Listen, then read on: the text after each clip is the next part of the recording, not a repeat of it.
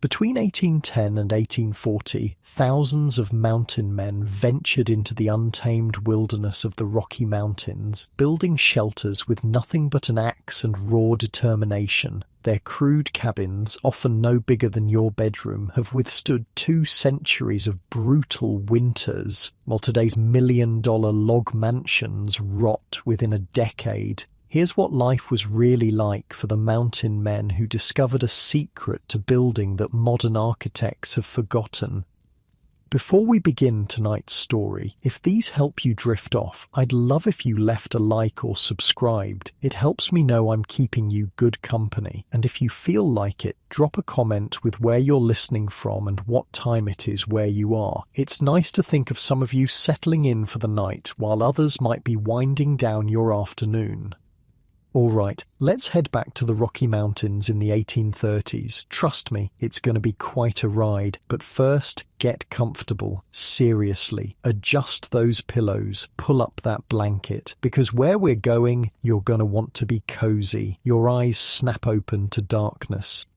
The air in the tiny cabin is so cold your breath forms a cloud above your face. Outside, the wind howls through the pines, driving snow against the logs just inches from your head. The temperature is somewhere south of 20 below zero. Another brutal January night in the Rocky Mountains.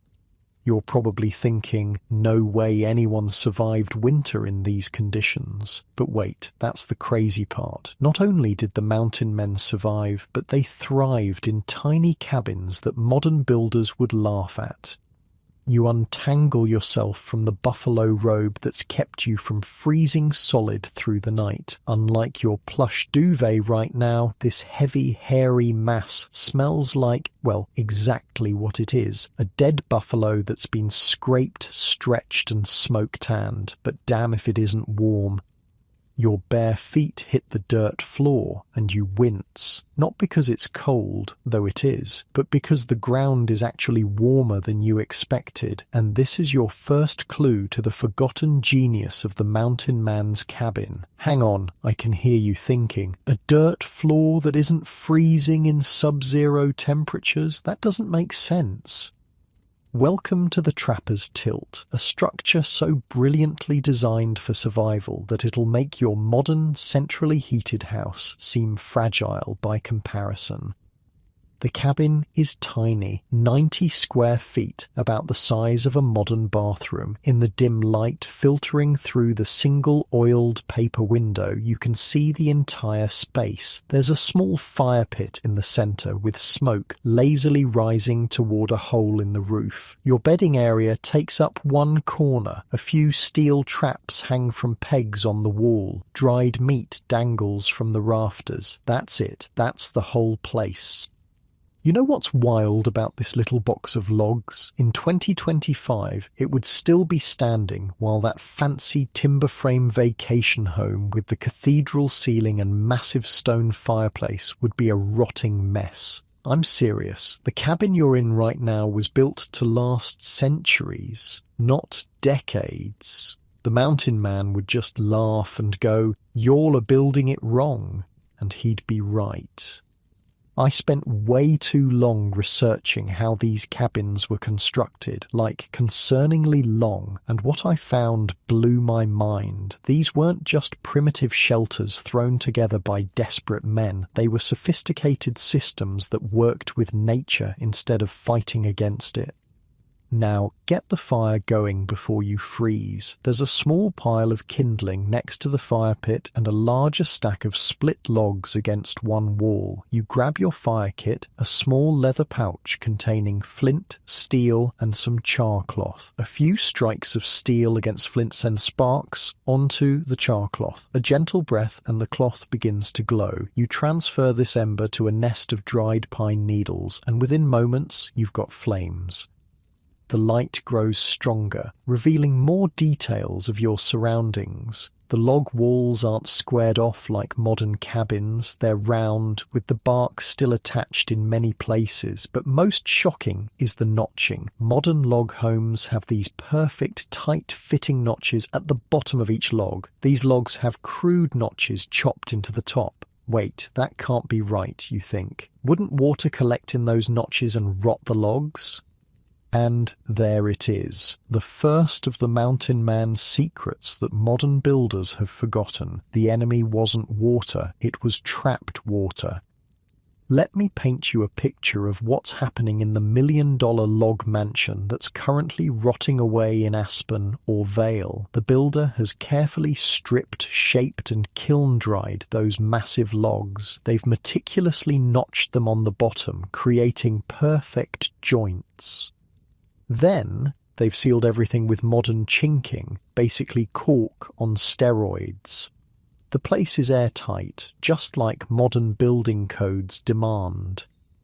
But there's a problem. Logs are alive. They expand and contract with humidity and temperature. They absorb moisture from the air, and when that moisture gets trapped inside an airtight seal, well, that's when the black rot starts. Stay with me here, because this is where it gets weird. The mountain man's cabin isn't failing because it's crude. It's succeeding because it's crude. It's breathing. It's a living system.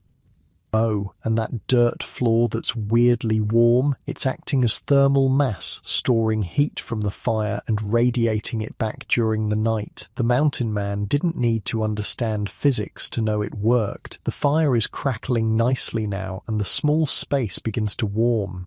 You grab a handful of dried meat, stringy, smoky, and tough as leather, and gnaw on it while contemplating the roof.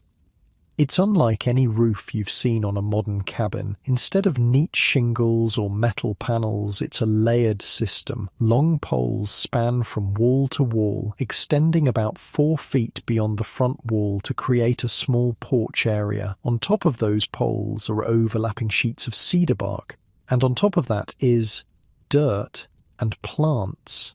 This has to be the worst roof design ever, you might think. It's literally dirt and weeds. Except it's not. It's the second forgotten secret, a living roof that's practically maintenance-free and will last for decades. In the corner, you notice a small pile of items, your mountain man essentials. There's a green river knife, deadly sharp and versatile enough to skin a beaver, whittle a trap trigger, or carve your dinner. Next to it sits your possible bag, a small leather pouch containing fire-starting materials, a few steel fish hooks, and all for repairing leather and a bit of tobacco.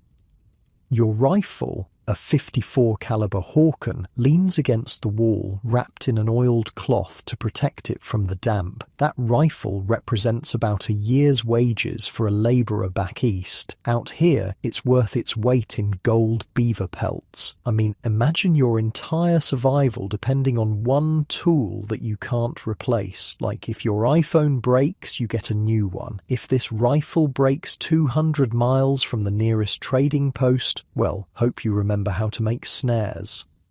The guard's like, "You can't bring that gun in here, it's too big." And the mountain man goes, "It's not a gun, it's my dinner maker, my protector, and my best friend." In your head, you're thinking, there's no way this tiny box keeps me alive through winter. Spoiler, it absolutely can. Outside, the wind picks up, howling through the pines and rattling the crude door. But inside, despite the simplicity, you're relatively comfortable. The small space heats quickly. The dirt floor radiates warmth. The buffalo robe provides better insulation than any modern sleeping bag. And most importantly, the cabin itself, this primitive structure, is working with the environment, not against it. What did a half-literate mountain man know that our best architects have forgotten? They understood that a log cabin is not just a house, it's a living organism. Modern log homes fail because they're built like sealed boxes, fighting against nature's forces. The mountain man's cabin succeeds because it's built to breathe, shift, and adapt. It's not static. It's dynamic. It changes with the seasons. It expands and contracts. It lets moisture in, then lets it out again. The fat ends of the logs are all placed toward the front of the cabin, creating a slight upward tilt to the roof. It's not much, just enough to shed water and snow, but it's perfect for the living roof system that keeps you dry. Consider the modern approach. Complicated gable roofs that require precise cutting and fitting. The mountain man's approach? Simple, tilted, effective.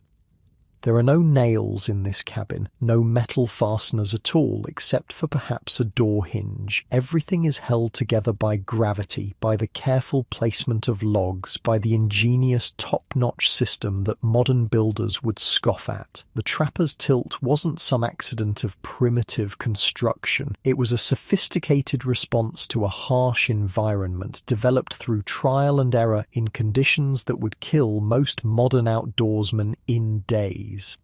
Oh, and that strange, musty smell filling your fancy $1,000,000 log palace, that's black mold eating away at your investment. The only smell in the mountain man's cabin is wood smoke, leather, and maybe a bit of unwashed trapper, but the structure itself is dry, solid, and built to last another century. As the light grows stronger, you pull on your buckskin leggings and shirt. Unlike modern outdoor gear that needs replacing every few years, these clothes are nearly indestructible. The shirt's seams are fringed with strips of leather, not for decoration, but so you have emergency cordage if needed. Every aspect of mountain man life is practical, dual purpose, and efficient. You run your hand along one of the wall logs, feeling the rough bark and the crude notch. Modern builders would be horrified by these green, unseasoned logs, but the mountain man knew something they've forgotten. As these logs dried, they would shrink and tighten, making the structure stronger over time. He was building with time, not against it. The snow has stopped now, and thin winter sunlight streams through the oiled paper window. It's time to check your traps, the real reason you're out here in this frozen wilderness. The beaver pelts you collect will end up as fashionable top hats in London and Paris, earning you enough to live like a king for a few months during the summer rendezvous. But before you head out into the brutal cold, take one more look around this tiny, primitive shelter. It's going to keep you alive through temperatures that would freeze your modern car's engine solid. It's going to stand for nearly 2 centuries after you're gone. And it's built with a wisdom that modern builders, with all their technology and engineering degrees, have somehow lost.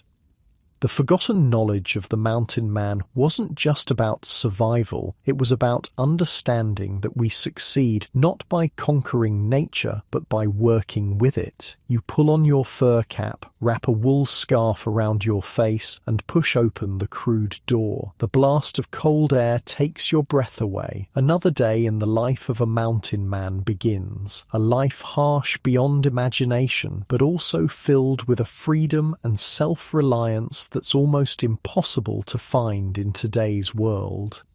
And as you step out into the pristine snow, you can't help but wonder, what other wisdom have we forgotten in our rush to improve upon the past? The cold bites at your face, the brutal reality of mountain life, making itself known with every breath. But that little cabin, that perfect, breathing, living system will be waiting for you when you return. Warm, dry, and built to outlast almost anything modern man can create.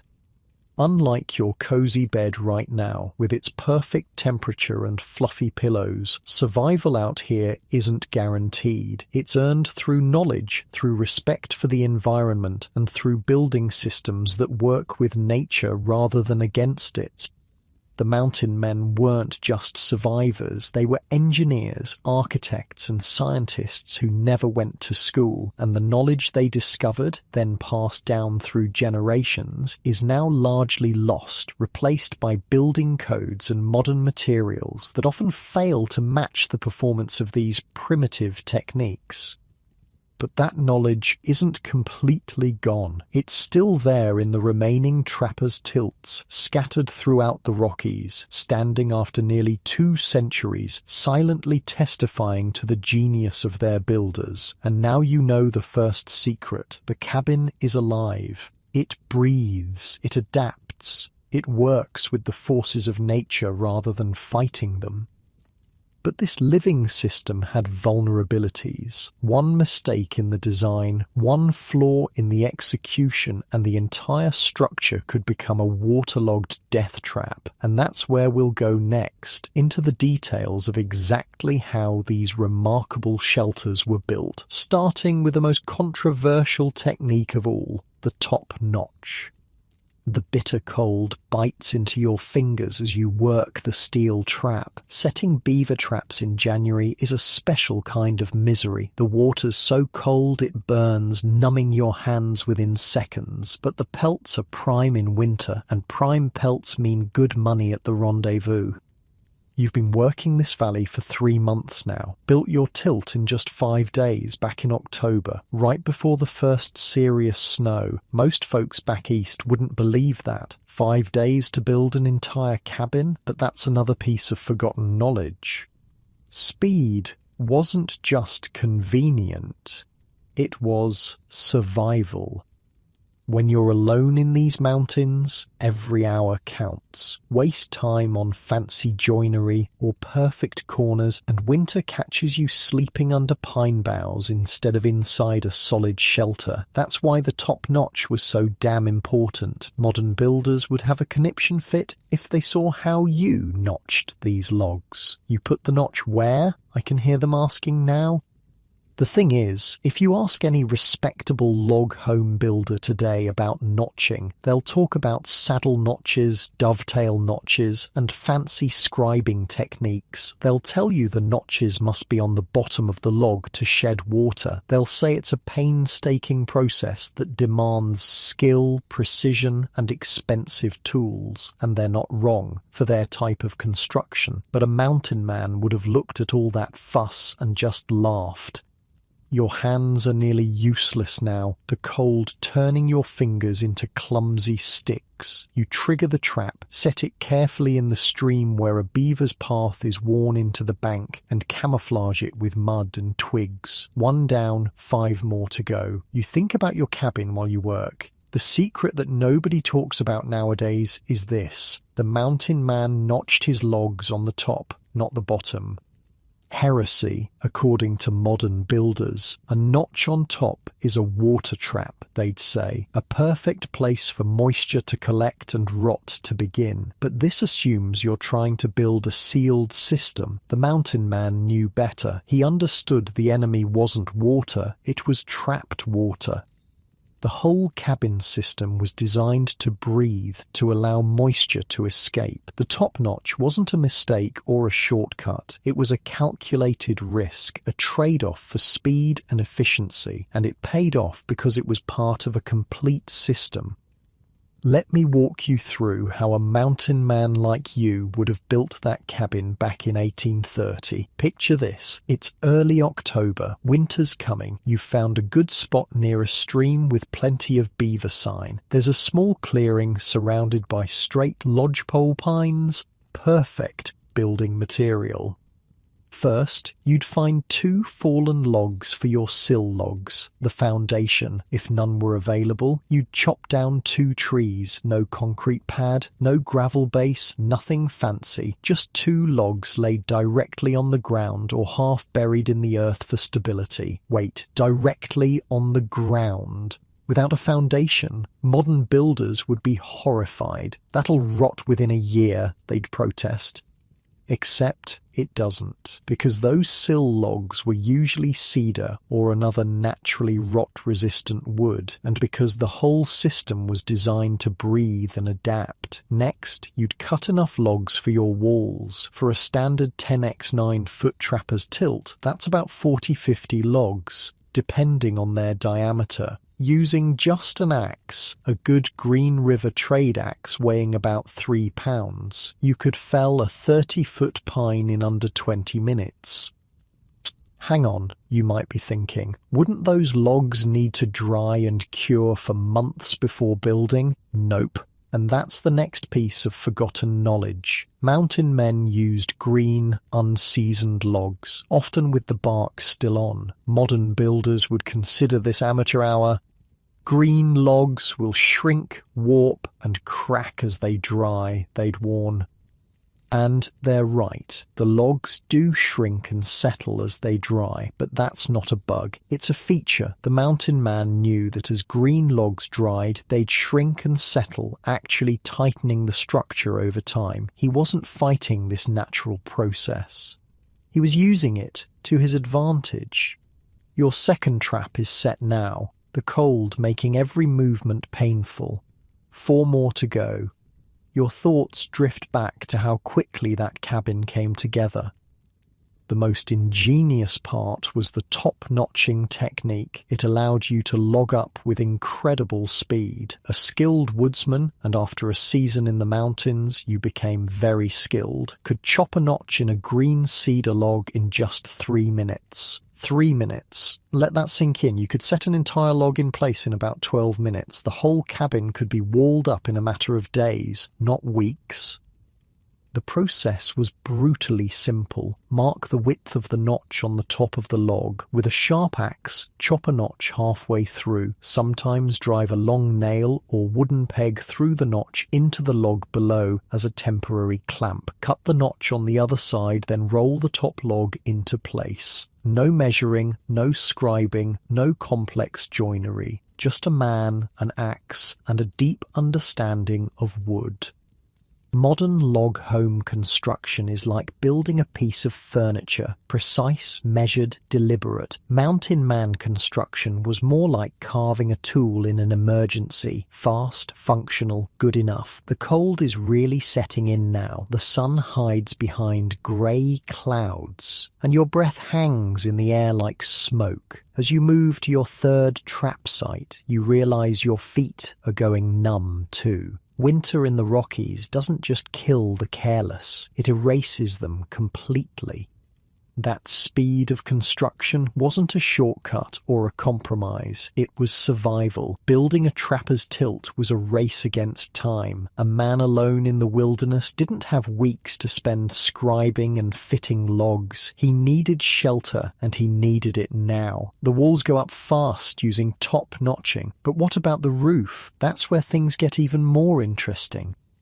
Modern cabin roofs involve trusses, rafters, sheathing, felt paper, and shingles. It's complicated carpentry requiring specialized tools. The mountain man's approach, simpler and arguably more effective for his environment. Remember how all the fat ends of the logs are placed toward the front of the cabin. This naturally creates a slight upward tilt from back to front. It's not much, maybe a 15 to 20 degree slope, but it's enough to shed rain and snow. That slight angle is perfect for the simplest roof design, the shed roof. No complex gable ends, no tricky corners, just a single slope from front to back or back to front. Your third trap is now set, half your day's work done. The skin on your fingers is cracking from repeated exposure to the icy water. You'll pay for this work tonight with aching joints and burning skin, but beaver pelts are worth $6 each at Rendezvous, a small fortune when you can collect 200-300 over a season. You think about the finished cabin as you work. After the walls were up, the roof went on with similar speed. First, a layer of long, slender poles, usually tamarack or lodgepole pine, laid across the top of the walls. These poles extended about 4 feet over the front, creating a small porch area that kept snow away from the entrance. Then sheets of cedar bark were laid over the poles, overlapping like shingles. The bark was peeled in late spring when the sap was running, and it came off the trees in large, flexible sheets. It formed a natural waterproof membrane, and it was free for the taking. But here's where mountain men really showed their genius. The final layer was a thick blanket of sod, dirt, and moss. Several inches thick, it served multiple purposes. It held the bark in place, protected it from wind, provided massive insulation, and most importantly, acted like a giant sponge. That living roof absorbed rainwater and released it slowly, preventing it from ever reaching the logs below. It wasn't fighting water, it was managing it. Or wait, I hear you thinking, dirt on the roof? Wouldn't that just wash away in the first rainstorm? Nope. Because it wasn't just dirt, it was sod, living plants with roots that held everything together. And those plants weren't just passengers, they were part of the system. As they grew, their roots strengthened the roof. By the second season, that roof was practically self-healing. Your fourth trap is set, your hands now so numb you can barely manipulate the springs. 2 more to go, the temperature seems to be dropping further, and you notice snow clouds building to the west. Need to finish quickly. Modern builders think of a roof as a barrier, something to keep water out. The mountain man thought of his roof as a system to manage water, not to block it completely, but to control how it interacted with the structure. Think about it. How many modern homes have leaky roofs just a few years after construction? How many need regular maintenance and repairs? The trapper's tilt, with its primitive living roof, could go decades with minimal attention. By trap number 5, you're moving purely on muscle memory. Fingers don't work right when they're this cold. Every mountain man knows the danger. Frostbite can cost you digits or limbs out here hundreds of miles from any doctor. You've seen old-timers at rendezvous with missing fingers, toes, even noses lost to the brutal cold. It's a high price to pay for beaver pelts, but the mountains call to a certain kind of person, the kind who values freedom above comfort, independence above safety. Back to the cabin construction. With walls up and roof on, what about the gaps between logs? This is where chinking comes in.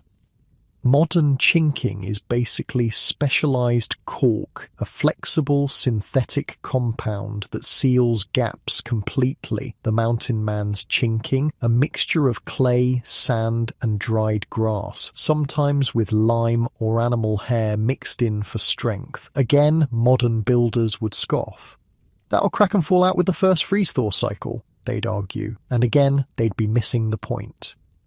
The primitive chinking wasn't meant to be a perfect seal. It was designed to be a permeable membrane, a part of the living, breathing skin of the cabin. It allowed trapped moisture to escape while keeping the worst of the weather out. This is the third key to the forgotten knowledge. Breathable walls. A modern airtight cabin is ironically a death trap for logs. It traps moisture inside, creating the perfect environment for rot and decay. Your final trap is set as the first snowflakes begin to fall. Perfect timing. You head back toward your cabin, body aching, hands and feet throbbing as blood begins to return to your extremities. This life isn't for everyone. It's brutal, lonely, and unforgiving, but there's something pure about it too. No boss breathing down your neck, no social obligations, no keeping up with the Joneses, just you, your skills, and nature, sometimes working with you, often working against you. As your cabin comes into view, smoke curling from the smoke hole in the roof, you appreciate again how perfect this simple structure is for this environment. Not despite its crude construction, but because of it. Take the door, for example. In a modern home, doors are complex assemblies of frame, panel, hinges, and hardware. The mountain man's door, often just a few boards or small logs lashed together with rawhide hanging on crude wooden hinges or leather straps. Sounds drafty, you might think, and it was, but that was addressed with a buffalo robe hung on the inside during the coldest months. The robe could be adjusted based on weather and need for ventilation. Actually, here's something the old-timer who taught you cabin building said: "A cabin that don't breathe is like a man who can't breathe, dead before its time. You push open the crude door, grateful to be out of the wind. The interior is cool but not freezing. The dirt floor has retained heat from this morning's fire. Another aspect of the living system. A modern concrete pad would be ice cold. This natural earth acts as thermal mass, storing and slowly releasing heat. You add wood to the fire, build it up to a good blaze. Your fingers ache as they warm, the pain of circulation returning worse than the cold itself. That's the price you pay for walking this path. Freedom isn't free, not even in these mountains. Looking around your small shelter, you see nothing that would impress a modern person. No fancy fixtures, no decorative touches, just function, survival, efficiency. But there's beauty in that simplicity, a harmony with the environment that modern construction has largely lost. You hang your wet mittens near the fire and set your wet moccasins nearby to dry. Moisture management isn't just about the cabin, it's about everything in mountain life. Wet equals dead when temperatures drop far below freezing. Outside, the snow is falling harder now. Another storm moving in. But you're not worried. This small shelter, built with techniques now mostly forgotten, will keep you alive through whatever the mountains throw at you. A modern builder would look at this cabin and see only what's missing. No foundation, no vapor barrier, no manufactured materials, but what's present is far more important. A deep understanding of how to work with natural materials and natural processes. The fire's really going now, warming the small space quickly. You check your supplies, got enough meat jerky and pemmican to last through a week-long storm if needed. Water's easy, just melt snow. You're self-sufficient in a way few modern people can imagine. The beauty of the trapper's tilt isn't just that it's quick to build or that it lasts for decades, it's that it requires almost no specialized materials. Everything you need can be harvested within a few hundred yards of the building site. Try doing that with a modern home. As the daylight fades, you light a small tallow candle, rendered from bear fat last fall. Its light flickers on the rough log walls, casting moving shadows. There's peace in this simplicity. You unwrap your most prized possession, the Hawken rifle, and begin the evening ritual of cleaning and oiling it. Out here, a functional rifle means eating and protection. A malfunctioning one might mean death. The care you give this tool mirrors the thought that went into your shelter. Nothing fancy, nothing excessive. Just what works, what lasts, what serves its purpose efficiently. Speaking of which, that little slope in your roof created by placing the fat ends of the logs toward the front, that's not just good for drainage, it creates a natural draft that pulls smoke up and out of the cabin. No complex chimney required. It's getting dark now, another long winter night beginning. By modern standards, this existence is harsh beyond imagining. No running water, no electricity, no convenience foods or entertainment, but there's something to be said for the direct connection to survival. Every action has immediate consequences. Every skill directly contributes to staying alive. You check the chinking between a few logs, noting where it might need repair come spring. The mixture of clay, sand and grass fibres has hardened nicely, filling the larger gaps while still allowing the wood to breathe. In a few places, frost has formed around the edges, not a sign of failure, but evidence that moisture is escaping rather than getting trapped in the logs. The wind picks up outside, howling through the pines and rattling your door, but inside it's surprisingly comfortable, not warm by modern standards, but survivable. And in the mountains in winter, that's all that matters. The design choices that went into this cabin weren't random or simply primitive. They were solutions evolved through harsh trial and error in conditions where mistakes meant death.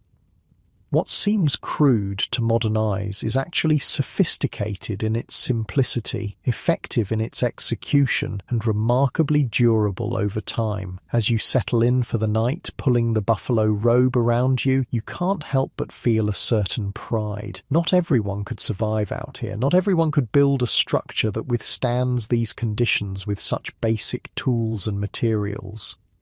The knowledge you're using wasn't learned in schools or from books. It was passed from trapper to trapper, refined through bitter experience, and proven in the harshest testing ground of all, winter in the Rocky Mountains. Modern builders have forgotten much of this wisdom, replacing it with engineered solutions that often fail to match the elegant simplicity of what you're experiencing now. The top notch, the green logs, the living roof, the breathable chinking, the slight tilt to the walls, each element alone might seem primitive or flawed. Together, they form a living system that works with nature rather than against it.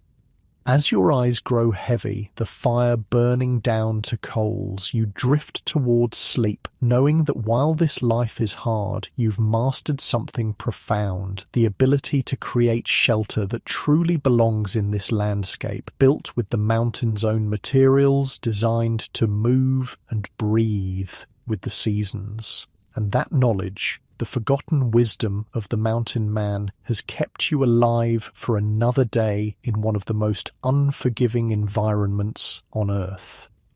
Morning arrives with brutal clarity in the mountains. No gentle dawn here, just sudden knife-edge cold and blinding light reflecting off fresh snow. You push aside the buffalo robe and face another day of survival. Last night's storm dumped nearly a foot of fresh powder. Your traps are buried somewhere beneath it. Finding them will consume most of the day, but first you need to check on something even more important: your roof.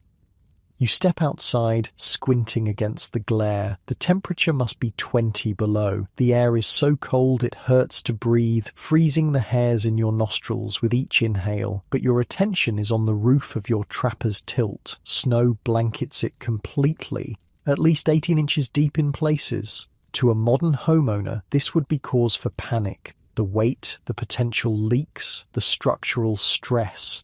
But you're not worried. In fact, you're pleased.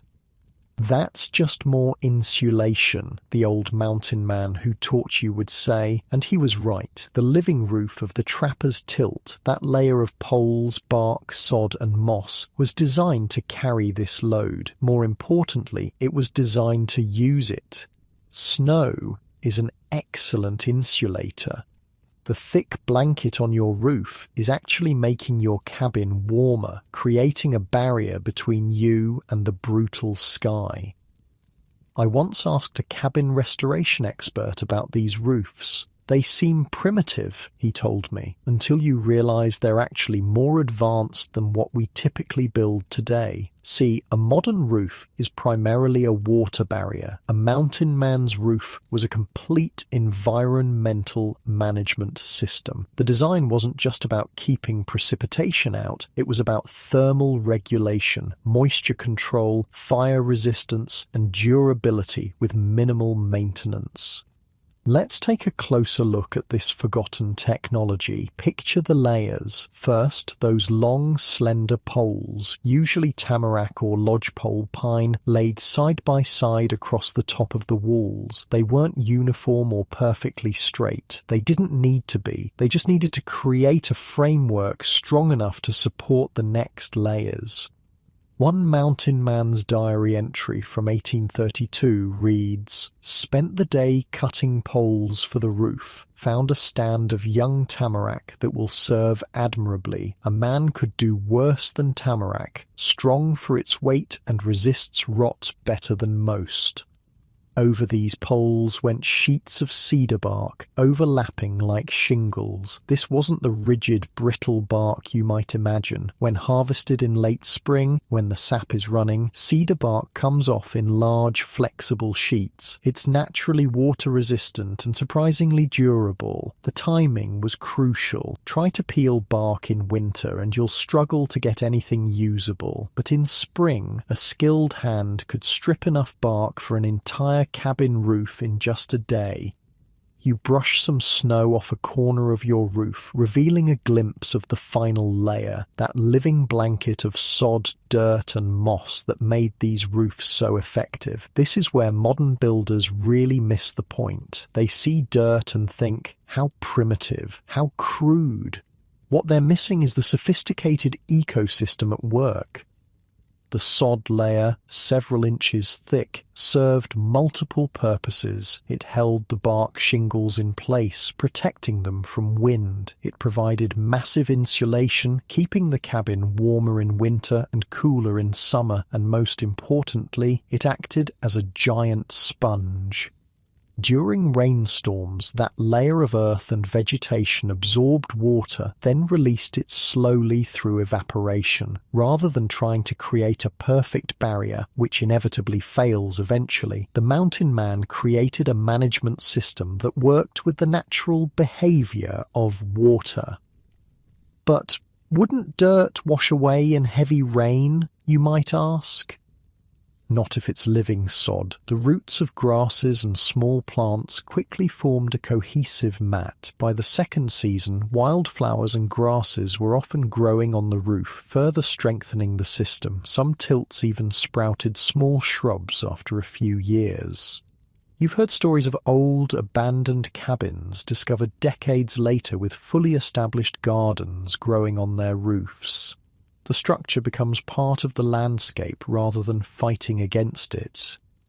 As you shake off the morning chill and build up the fire, you notice a small leak in one corner where water is dripping from a melting icicle that's formed inside. In a modern home, this would be disaster, a sign of failure requiring immediate repair. But in the trapper's tilt, it's just part of the cycle. The small amount of water that makes it through will either evaporate in the warmth of your fire or be absorbed by the dirt floor. By tomorrow, there will be no sign it ever happened. The mountain man understood something profound. Perfection is the enemy of durability. Systems that can't flex break. Systems that can't leak eventually burst. Systems that can't breathe suffocate. With your fire crackling nicely, you pull on your gear and prepare to check your traps. Time to face that brutal cold again. But before you go, you inspect the chinking between the logs.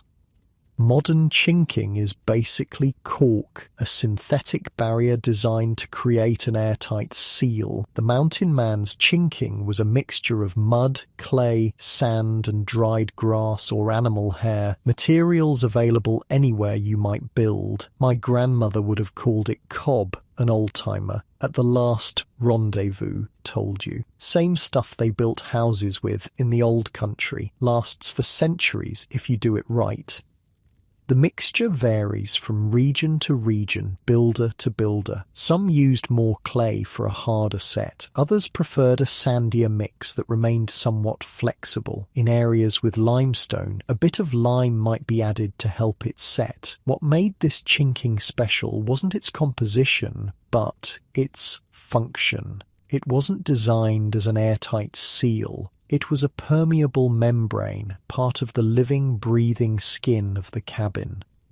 When humidity was high, the clay absorbed some moisture. When the air dried, that moisture was released. This constant exchange prevented the logs from rotting, the primary cause of failure in modern log structures. You push open the door and step into the shocking cold. Your breath instantly forms a cloud that's whisked away by the wind. Time to find those traps under all this fresh snow. Hours later, you return with 3 beaver pelts. Not bad considering how difficult it was to locate the traps. You're half frozen, fingers and toes numb, despite your best efforts to stay warm. The mountains extract a price for every pelt. Inside your tilt, the transformation is immediate. It's not exactly warm by modern standards, but compared to the killing cold outside, it feels like a furnace. Your small fire has kept the space survivable, and the cabin's design has retained that precious heat. You hang the fresh pelts on the wall. They'll need to be properly fleshed and stretched later, but right now you need to warm up before your extremities suffer permanent damage. As feeling painfully returns to your fingers, you contemplate the pelts. Each one represents about $6 at the summer rendezvous. A good trapper might collect 200, 300 in a season, enough to live like a king for months, but the mountain exacts payment in pain, risk, and isolation. Is it worth it? A newcomer asked you last summer, watching you spend your hard-earned money on whiskey and supplies. You didn't answer then. The question seemed to miss the point. The mountain men weren't here just for money. They were here for freedom, for the challenge, for a life unbounded by society's constraints. As evening approaches, you prepare a simple meal, pemmican with a handful of dried berries mixed in for variety. The pemmican is your own make, rendered fat mixed with dried, pounded meat and berries. It's calorie-dense and keeps through the winter without spoiling. A handful contains enough energy for hours of hard work in the cold. Your body warmed and hunger satisfied, you turn your attention to the pelts. Each needs to be stretched on a willow hoop frame to dry properly. It's meticulous work, but your hands know it well after years in the mountains. While you work, a sound catches your attention. A faint creak from the roof. The cabin is talking to you. Modern buildings are silent, or at least they're supposed to be. Creaks, shifts and groans are seen as flaws, but the trapper's tilt is different. It's alive, responding to temperature changes, snow load, wind pressure. That creak isn't failure, it's adaptation. The living structure is shifting slightly under the weight of snow, finding a new equilibrium. By morning it will have adjusted completely. This constant, subtle movement is why the crude top-notching and green logs work. The structure isn't fighting natural forces, it's yielding to them, accommodating them, then returning to form when they pass. You finish with the pelts and hang them where they'll catch the heat from the fire without scorching. By morning, they'll be ready for proper stretching on the frames. Night falls early in winter. By 5 o'clock, darkness is complete. Your candle casts flickering shadows on the rough log walls as you attend to small tasks, mending a torn moccasin, whittling new triggers for your traps, taking inventory of your supplies. It's during these quiet evening hours that the true value of the trapper's tilt becomes most apparent. Outside, the temperature plummets to 30 below. The wind rises, driving snow through the pine branches with a sound like distant surf. These conditions kill. They kill quickly and without mercy. But inside your crude shelter, life continues, not in comfort by modern standards, but in security. The fire's warmth, the buffalo robe's insulation, the cabin's protection from wind and snow, together they form a bubble of survival in a hostile world. The old mountain man who taught you cabin building had a saying, "The difference between living and dying out here ain't how fancy your shelter is, it's how well it works with what the mountain throws at it." Modern buildings fight the elements. They try to create perfect barriers against heat, cold, moisture, and they fail. Sometimes quickly, sometimes slowly, but inevitably, because nothing man-made can permanently resist nature. The trapper's tilt doesn't fight. It accommodates. It flexes, breathes, adapts. It's built with an understanding that perfection is impossible, so resilience becomes the goal instead. As you prepare for sleep, banking the fire to last through the night, you run your hand along one of the wall logs. Beneath the rough bark, you can almost feel the life still present in the wood. These trees aren't truly dead. They've just been repurposed. Their natural properties, insulation, strength, resilience, continue to serve now as your shelter rather than as living plants. This connection to the natural world is something modern construction has largely lost. We've forgotten that we don't need to conquer nature to survive within it. Sometimes working with its forces is far more effective than working against them. You wrap yourself in the buffalo robe, positioning yourself near the banked coals of the fire. Sleep comes quickly after a day of physical labor in the cold. Your last thought before drifting off is appreciation for this simple shelter, this living system that keeps death at bay in one of Earth's harshest environments. Morning brings new challenges. The temperature has risen slightly, causing the snow on your roof to begin melting. In a modern house, this would mean potential ice dams, leaks, structural damage. For your trapper's tilt, it's just another day in the seasonal cycle. As the snow melts, water percolates through the sod layer, where much of it is absorbed. Some makes its way to the bark layer, where it either runs off or is directed to the edges by the slight slope of the roof. A small amount might find its way through, creating minor drips inside, but the dirt floor simply absorbs this moisture, completing the cycle. After a breakfast of jerky and coffee, real coffee is a luxury in the mountains, saved for the coldest mornings when you need the boost. You head out to check your traps again. The day brings mixed results. 2 beavers, but one was partially eaten by a wolverine before you arrived. The mountains give and take with equal indifference. By mid-afternoon, clouds build on the western horizon. Another storm approaches. You can feel it in the changing pressure, see it in the way the light shifts. Time to head back to the tilt. You arrive just as the first snowflakes begin to fall. Inside, you build up the fire and prepare for another evening of isolation as the storm rages outside. This is when you notice something remarkable about your shelter. As the barometric pressure drops with the approaching storm, the entire cabin seems to exhale. Tiny gaps appear in the chinking as the logs shift slightly. The structure is responding to changing conditions, just as a living organism would. When the storm hits full force, wind howling and snow driving horizontally, those same gaps will close up as the logs shift again under pressure. It's a constant, subtle dance of adjustment that no modern building can match. This is the true secret of the trapper's tilt. Not any single technique like the top notch or the living roof, but the integration of all these elements into a complete system that breathes, flexes, and adapts.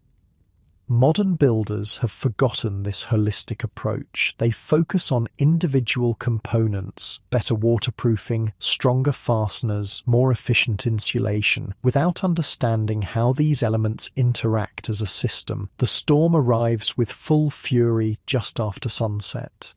Wind screams through the pine forest, driving snow through any gap it can find. Inside, your fire flickers from the draft, but the cabin holds firm. You've survived worse.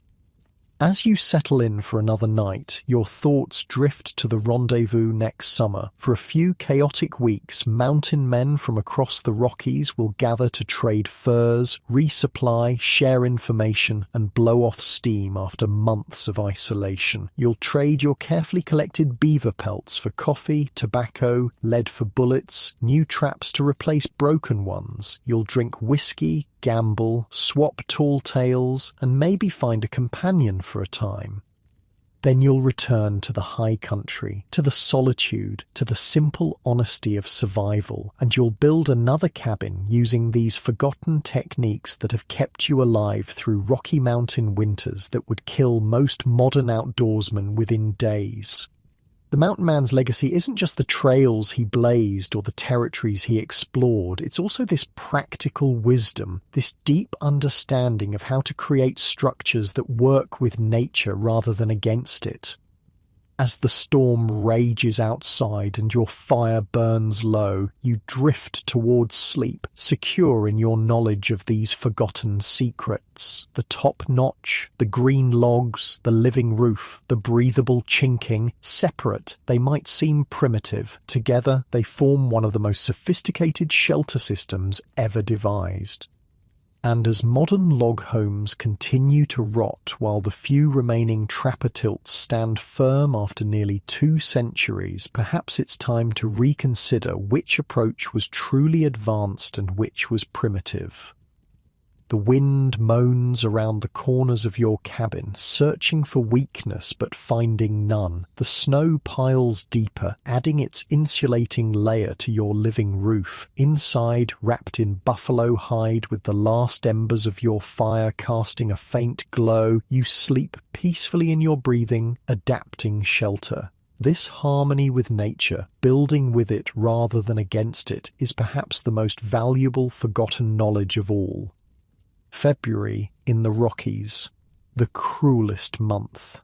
You've been in this valley for nearly 4 months now, with another month or so before the spring thaw begins. Your beard has grown wild, your skin has turned leathery from wind and smoke, and your body has adapted to perpetual cold.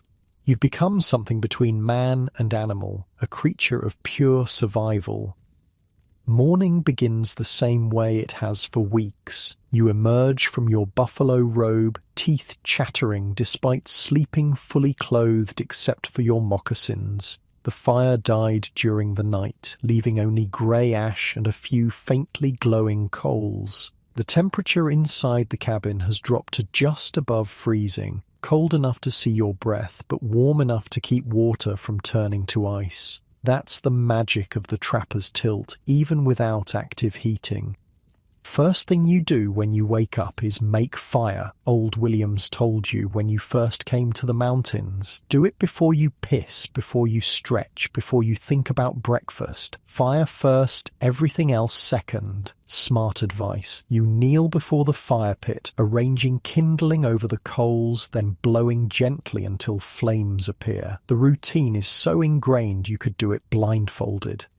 While the fire builds, you take stock of your living situation. After months in this 9x10 foot space, you know every inch intimately. Your beaver traps hang from pegs on one wall. Your rifle rests in the corner nearest your sleeping spot. Snowshoes hang beside the door. Meat and pemmican are stored in leather bags suspended from the rafters to keep them away from mice.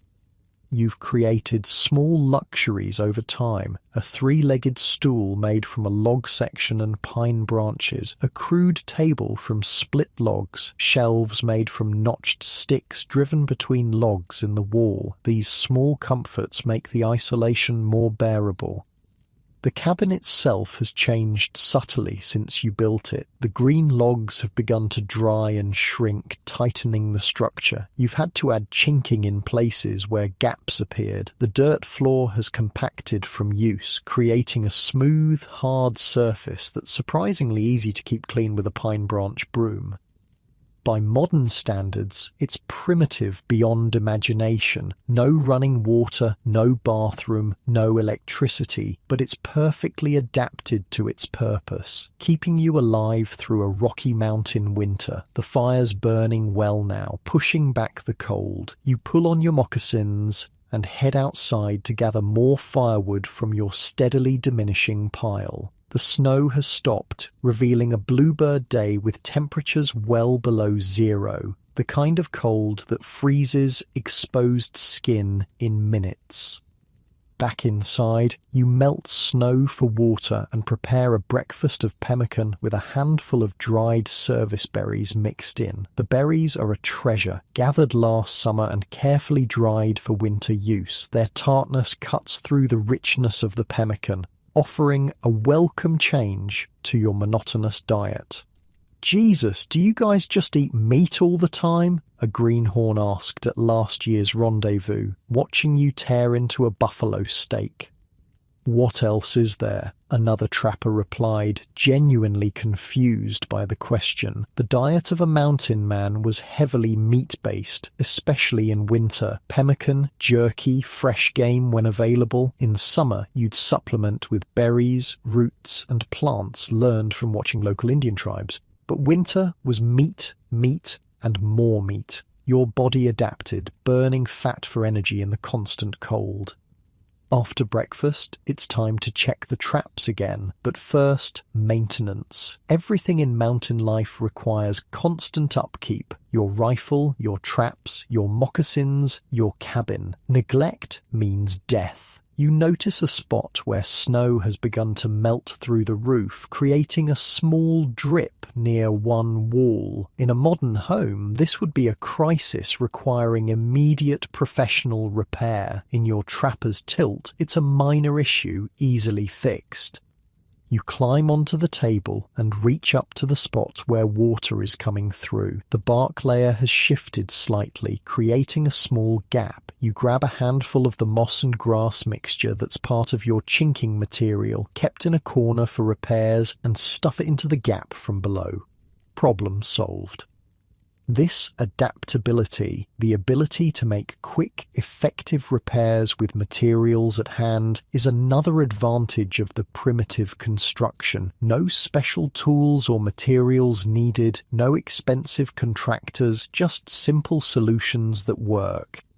With the leak fixed and your gear checked, you head out for another day of trap checking. The life of a mountain man follows the rhythms of necessity rather than the clock. You work until the work is done, rest when rest is needed, and keep a constant eye on the weather, which can turn deadly within hours.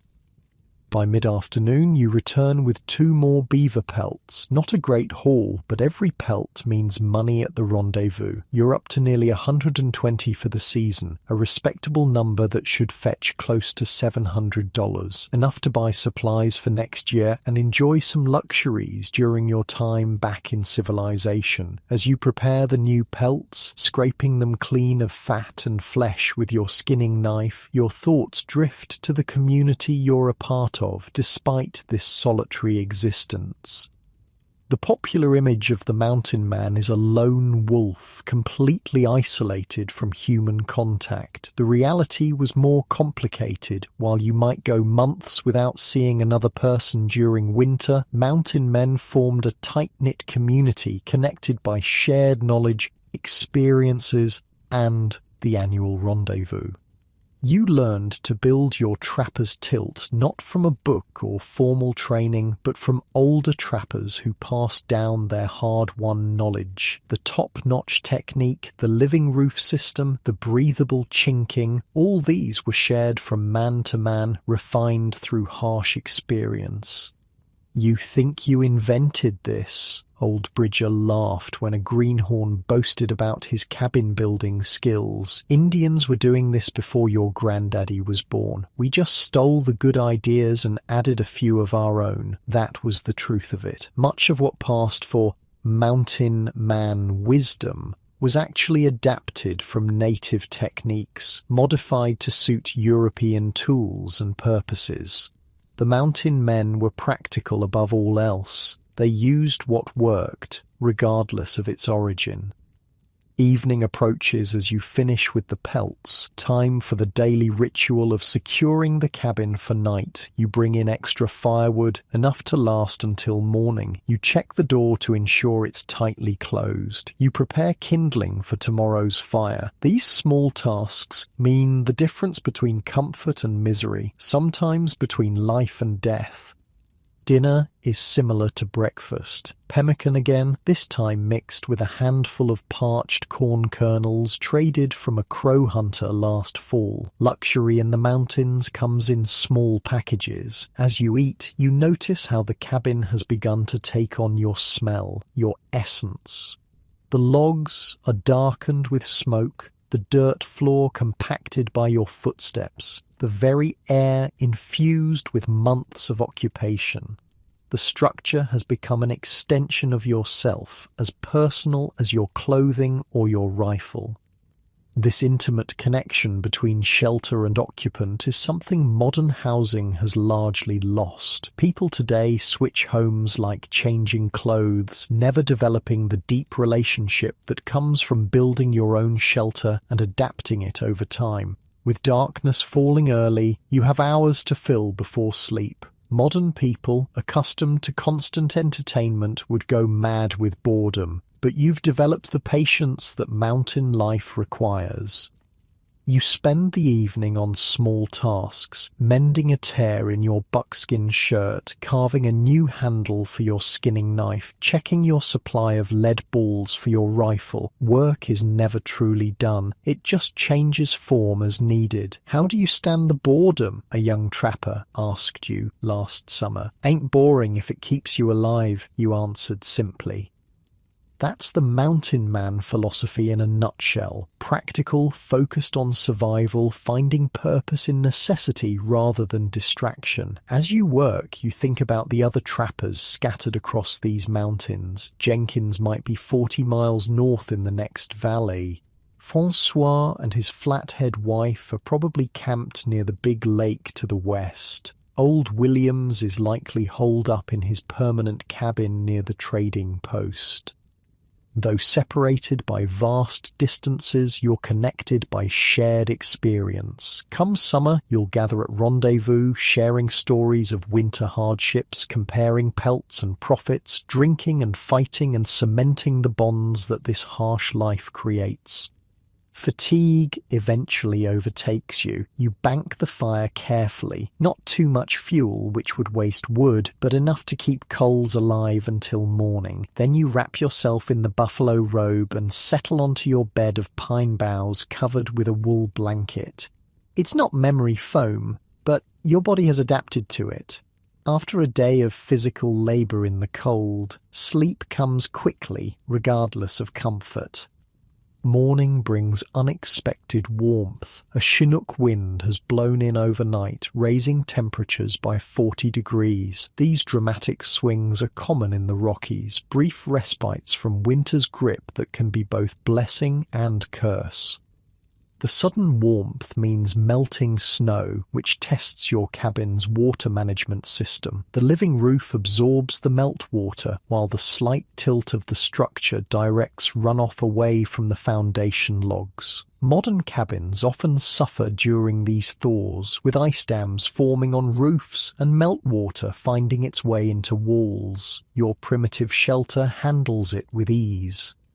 You use the warmer weather to perform tasks that are difficult in deep cold, chopping extra firewood, making repairs to external elements of the cabin, even washing your spare clothing in the partially thawed stream. By mid-morning, you've checked half your trap line. The warm spell has made the beavers more active, and you collect 4 pelts. A good day by any standard. Returning to your cabin, you notice something that would shock modern sensibilities. Small mushrooms and moss growing in one corner where the logs meet the dirt floor. In today's world, this would be seen as a problem. Mold, fungus. Call the remediation experts immediately. But to a mountain man, this isn't a flaw, it's part of the living system. The small amount of moisture that enters is processed by these organisms, which help prevent the logs from rotting. It's nature's own maintenance crew, working in harmony with your shelter, rather than being treated as an invader. This small detail illustrates the fundamental difference between modern and mountain man approaches to building. Modern construction tries to create perfect, sterile environments completely separated from nature. The mountain man created permeable boundaries that worked with natural processes. The warm spell lasts 3 days before winter reasserts its dominance. During that time, you collect 12 beaver pelts, a windfall that significantly boosts your season's total. When the temperature plummets again and snow returns, you're well prepared. Extra firewood stacked, traps cleaned and reset, cabin repairs completed. This constant readiness, this awareness of nature's rhythms is as much a part of mountain man life as the physical skills of trapping and building. February gives way to March. Days grow noticeably longer. The sun carries real warmth when it shines. Your thoughts turn increasingly to spring and the changes it will bring. Your cabin, which has sheltered you through the most brutal months, will soon serve different purposes. As temperatures moderate, you'll spend less time inside. The small space that felt cozy in January will feel cramped by May. You'll sleep outside more often, using the cabin primarily for storage and protection from spring storms. By June, you'll leave this valley entirely, heading for rendezvous with your accumulated pelts. The cabin will sit empty through summer and fall. Some mountain men return to the same spot year after year, maintaining and improving their structures over time. Others build new shelters each season, following the beaver to fresh territory. Either way, the principles remain the same. Work with nature, not against it. Build quickly and efficiently with materials at hand. Create systems that breathe and adapt rather than rigid structures that fight natural forces. As March progresses, you begin preparations for the eventual journey to rendezvous. Pelts must be properly dried and bundled. Equipment must be repaired or replaced. Routes must be planned to avoid both natural hazards and potentially hostile native tribes. Through it all, your little trapper's tilt serves faithfully. As outside temperatures swing wildly below zero at night, above freezing during the day, the interior remains relatively stable. The thermal mass of the dirt floor and thick logs moderates extremes. The breathable construction prevents condensation from becoming a problem. The living roof adjusts to changing conditions. One particularly warm afternoon, you sit outside on a log, enjoying rare sunshine and taking stock of your winter. Survival itself is an accomplishment in this environment. The pelts you've collected represent not just profit, but proof of skill and endurance. You look at your crude cabin with a sense of pride. No architect designed it, no contractor built it. It came from your own hands, guided by knowledge passed down through generations of mountain men before you, who learned from native peoples before them. That place won't last 5 years, a company man told you when he passed through last fall, eyeing your trapper's tilt with contempt. You just smiled. You've seen abandoned cabins built this way that were still standing after 30 years, while the fancy trading post had to be rebuilt twice in the same period due to rot and structural failure. The knowledge embedded in these simple structures represents something profound. Generations of trial and error in one of Earth's harshest environments, distilled into practical techniques that work with natural forces rather than against them. As April arrives, bringing real spring to the lower elevations, you begin the process of closing down your winter camp. Traps are collected and cleaned for storage. Remaining food supplies are consumed or packed for the journey. The cabin itself requires little preparation. It's designed to weather vacancy as easily as occupation. You'll leave the door slightly ajar when you go. This seems counterintuitive, but it allows air circulation that prevents mustiness and rot. The rain that might enter does no harm to the dirt floor. By next fall, any small creatures that take temporary shelter will be long gone. On your last night in the cabin, you find yourself surprisingly sentimental. This small space has kept you alive through months of potentially lethal cold. Its crude walls have sheltered you from storms that could kill in hours. Its fire pit has provided warmth and cooked your food. Its dirt floor has been your home. Modern people rarely develop such connection to their shelters. They live in spaces designed and built by others, using systems they don't understand, surrounded by materials whose properties and origins are mysteries. The mountain man built his own shelter from materials he gathered himself, understanding every aspect of its function through direct experience. There's something profound in that connection, a relationship with shelter that modern construction has largely lost. The trapper's tilt wasn't just a building, it was an extension of the man who built it, a physical manifestation of his understanding of the environment. As you drift towards sleep on your final night, you run your hand along the rough log wall beside your bed. The wood is warm to the touch, alive in its way, still breathing and adapting months after being cut from the forest. Tomorrow you'll pack your furs and supplies on your horses and head toward Rendezvous, leaving this little structure to face the changing seasons alone. But unlike modern buildings that deteriorate during vacancy, your trapper's tilt will likely be in better condition when you return. The logs further seasoned, the chinking more settled, the whole system more harmonized with its environment. That's the final secret of the mountain man's approach to building. Structures that improve with time rather than degrading, that work with natural processes rather than fighting them. Morning brings clear skies and mild temperatures, perfect weather for beginning the long journey to Rendezvous. You pack efficiently. The habits of mountain life don't allow for excess or waste. With your furs carefully bundled and your few possessions packed, you take a final look around the cabin that has been your home through the brutal Rocky Mountain winter. In its crude simplicity, it represents a sophistication that modern construction has largely forgotten. The wisdom of building in harmony with nature rather than in opposition to it.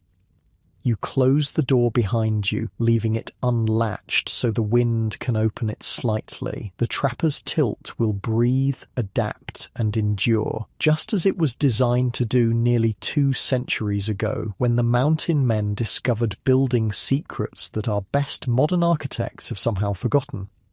The journey to Rendezvous begins at dawn. You secure the last bundle of furs to your pack horse, take a final glance at the trapper's tilt that kept you alive through winter, and set your face toward the gathering place. Ahead lies 200 miles of mountain travel, crossing swollen spring streams, navigating passes still choked with snow, and keeping a sharp eye out for Blackfoot war parties who'd love nothing better than to separate you from your hard-earned pelts.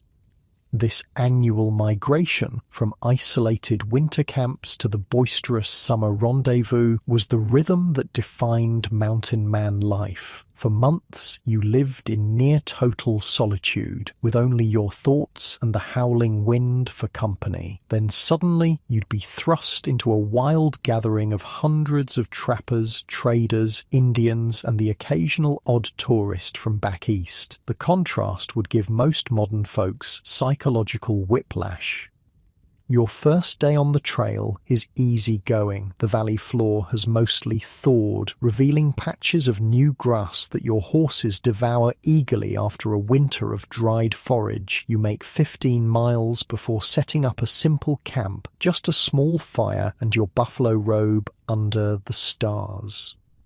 After months in the confined space of your cabin, even this basic shelter feels luxuriously spacious. As you chew on jerky and watch the fire, your thoughts turn to the economics that drive this whole enterprise, the complex system that connects your solitary winter work to the fashionable streets of London and Paris. It's easy to romanticize the mountain man's life as some pure escape from civilization and commerce. The reality was far more complex. You were essentially a remote worker in a global supply chain, one that stretched from these Rocky Mountain streams all the way to European fashion houses. The money was legitimately good. Each beaver pelt might fetch 5 ton of $6 at Rendezvous. A skilled trapper could collect 200-300 in a season, earning $1,800, equivalent to about $35,000-$60,000 today. Not bad for 8 months of work, especially when your living expenses were minimal.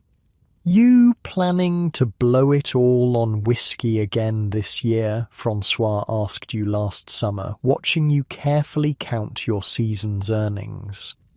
"Just half on whiskey," you replied with a grin. "Rest goes to new traps, powder, and maybe a silver hatband if Sublet brought any." The economics of mountain life required this boom and bust approach. You couldn't exactly deposit your earnings in a bank or invest in stocks.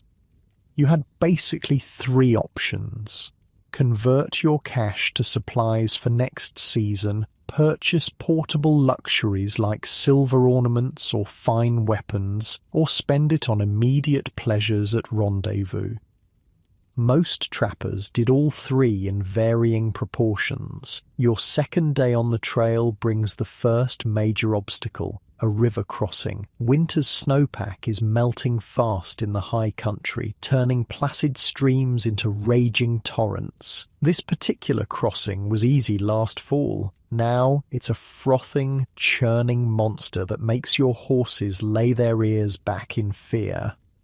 You spend an hour scouting upstream, finally finding a wider, shallower section where crossing seems possible. Even so, your heart pounds as you urge your reluctant mount into the icy water. The current immediately tugs at the horse's legs, threatening to sweep you both downstream. "Easy, boy," you mutter, though whether you're reassuring the horse or yourself is unclear. The water rises to your knees, then your thighs, soaking through your buckskins. The bitter cold makes you gasp. Halfway across, your pack horse stumbles, nearly losing his footing and your precious cargo of furs. A season's work hangs in the balance for a few heart-stopping seconds before the horse recovers and continues forward. This is the reality behind the romance of mountain life. Constant, potentially lethal challenges that must be overcome with skill, experience, and sometimes pure luck. The same unforgiving reality shaped the trapper's approach to shelter. There was no room for error, no margin for structures that couldn't withstand whatever the mountains threw at them. You make another 12 miles before evening, setting up camp in a small protected hollow. As you build a fire to dry your still damp clothing, you reflect on the purpose behind all this risk and hardship: the humble beaver. European beaver populations had been hunted to near extinction by the late 1700s, creating insatiable demand for North American pelts. The beaver's dense, water-resistant fur was perfect for making high-fashion hats, those tall, elegant toppers that adorned wealthy men from London to Moscow. What's wild is that you, living in arguably the most primitive conditions imaginable, were directly connected to the height of European fashion. Your skill at finding beaver ponds in remote valleys, setting traps in precisely the right locations, and properly preparing the pelts directly affected whether some banker in London or aristocrat in Paris could purchase the latest style of hat. "Ever seen one of them beaver hats you make possible?" a company man asked a group of trappers at last year's rendezvous. "Saw a picture once," old Williams replied. "Looked damn silly if you ask me." Most mountain men found it amusing that they endured freezing streams, grizzly attacks, and Blackfoot raids so that dandies an ocean away could wear fancy hats. But the money was real, and for many, the freedom of mountain life was worth any hardship. Day 3 brings your first glimpse of other travelers. Smoke from a camp about 2 miles off your route. You approach cautiously, rifle ready. In mountain country, strangers could be friends, enemies, or something in between. It turns out to be three trappers you know vaguely from previous rendezvous: Johnson, a towering Virginian with a missing ear; Baptiste, a French Shoshone half-breed known for his tracking skills; and Cooper, a former school teacher from Pennsylvania who took to mountain life with surprising ease. "Well, if it ain't the cabin builder," Johnson calls as you approach. "Your reputation for constructing particularly effective winter shelters has apparently spread." "Heard you wintered in that new valley past the 3 Peaks," Baptiste says as you dismount. "Good beaver?" "Good enough," you reply non-committally, never wise to be too specific about your trapping grounds. "How'd that tilt I showed you how to build hold up?" "Saved my damn life during that January cold snap," Johnson admits. "Never would have thought putting the notches on top made sense, but that cabin was tight as a drum all winter." This exchange illustrates another aspect of mountain life, the paradoxical mix of secrecy and knowledge sharing. Trappers guarded their best beaver locations jealously, but freely shared survival techniques like cabin building methods. A man might withhold information that could make you rich, but would readily teach skills that could keep you alive. You share their fire and food for the night, exchanging news and rumors. 3 crow hunters killed by Blackfoot near the Big Bend. Company bringing new trade goods this year, including actual glass windows for those building permanent cabins. A new settlement growing near the eastern passes, bringing more tourists and curiosity seekers to rendezvous. The conversation eventually turns to shelters, with each man describing his winter accommodations and any innovations they've developed. "Added a sort of shelf above the fire," Cooper explains, sketching in the dirt with a stick. "Hot air rises and gets trapped there. Kept extra furs on it to dry and had a warmer sleeping spot. Been experimenting with that mixture the flatheads use for chinking," Baptiste adds. "Clay, grass, and some kind of root they pound to powder. Sets hard but still breathes. Best I've ever used." This constant refinement, this sharing of techniques and innovations, was how the trapper's shelter evolved. Despite having no formal documentation or training, it was practical knowledge passed man to man, tested against the harshest conditions imaginable. You part ways the next morning, each group following their own route toward rendezvous. The remainder of your journey passes without major incident. A minor horse lameness that resolves after a day's rest, a tense but ultimately peaceful encounter with a small band of Shoshone hunters. A difficult mountain pass, still deep with rotting snow. 15 days after leaving your winter cabin, you crest a final ridge and see it, the sprawling, chaotic encampment of the annual rendezvous. Hundreds of lodges and tents spread across a lush valley. Smoke from dozens of fires rises into the clear summer sky. The distant sounds of shouting, laughter, and occasional gunfire drift up to your position. After months of solitude, the sensory impact is overwhelming. You take a moment to prepare yourself before urging your horses down toward the gathering. The rendezvous system was a stroke of commercial genius. Before its establishment in 1825, trappers had to travel all the way to St. Louis to sell their furs and buy supplies. William Ashley of the Rocky Mountain Fur Company realized it would be more efficient to bring the trading post to the trappers, setting up a temporary market in the mountain country each summer.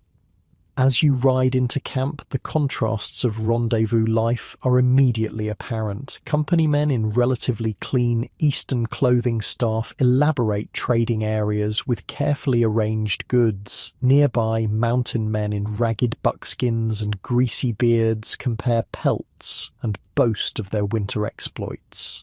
Native people from multiple tribes set up their own camps on the periphery, bringing meat, horses, and handicrafts to trade. You make your way to the Rocky Mountain Fur Company's main trading area, where your season's harvest will be evaluated and purchased. The bundle of beaver pelts representing months of freezing work is untied, each skin examined carefully by the company buyer. 162 prime pelts, he pronounces finally. Some water damage on these 5, and these 3 weren't properly fleshed. Call it 154 prime at $6 each, and the damaged ones at 4. That's $950 total. You expected this. Company buyers always found flaws, real or imagined, to reduce their payments.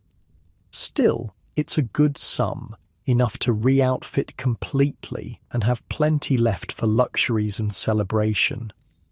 Now comes the second phase of the transaction, purchasing supplies for next season, new traps to replace broken ones, powder and lead for your rifle, coffee, sugar and tobacco, a new skinning knife, fish hooks, awls for leatherwork, all the essentials that can't be crafted from natural materials. These goods carried steep markups. A knife that cost 50 cents in St. Louis might sell for $3 at Rendezvous. Powder and lead often saw 300–400% price increases. The company men weren't running a charity. They were there to profit from both ends of the transaction. Highway robbery, grumbles a trapper next to you, examining a basic wool blanket with a $10 price tag. Try making your own blanket 200 miles from nowhere, replies the clerk with a shrug. You're not paying for the item, you're paying for it being here. He had a point. The logistics of transporting tons of trade goods over hundreds of miles of rough country with no roads and hostile tribes along the way were legitimately challenging. Those difficulties were reflected in the prices.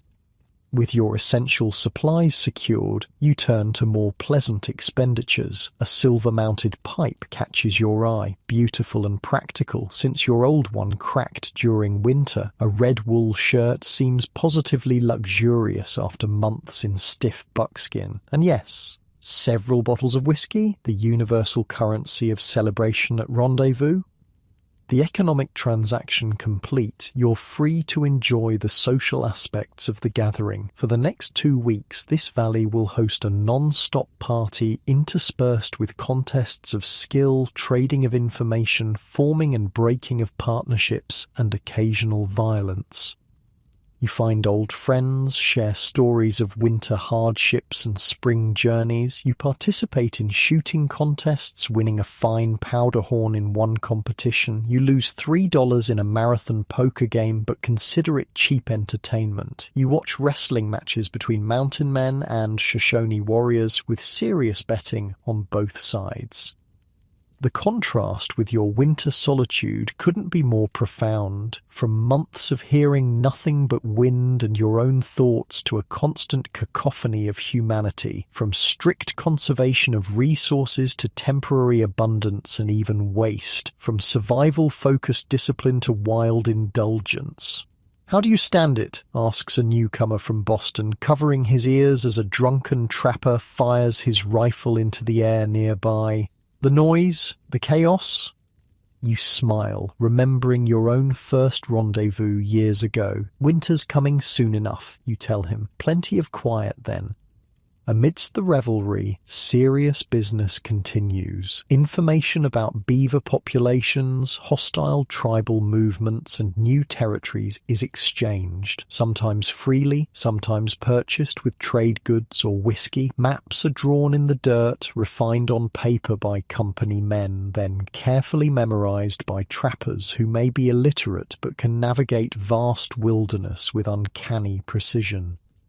You learn of a promising new valley 2 weeks' journey northwest of your winter camp. Several trappers confirm good beaver sign but warn of increased Blackfoot activity in the region. You file this away, already planning next season's location. As the rendezvous begins to wind down, you make your final preparations for the coming year. Your supplies are carefully packed and distributed between your horses. Your newly purchased goods are properly stowed. You've sobered up after several days of celebration, ready to return to the disciplined mindset that survival requires.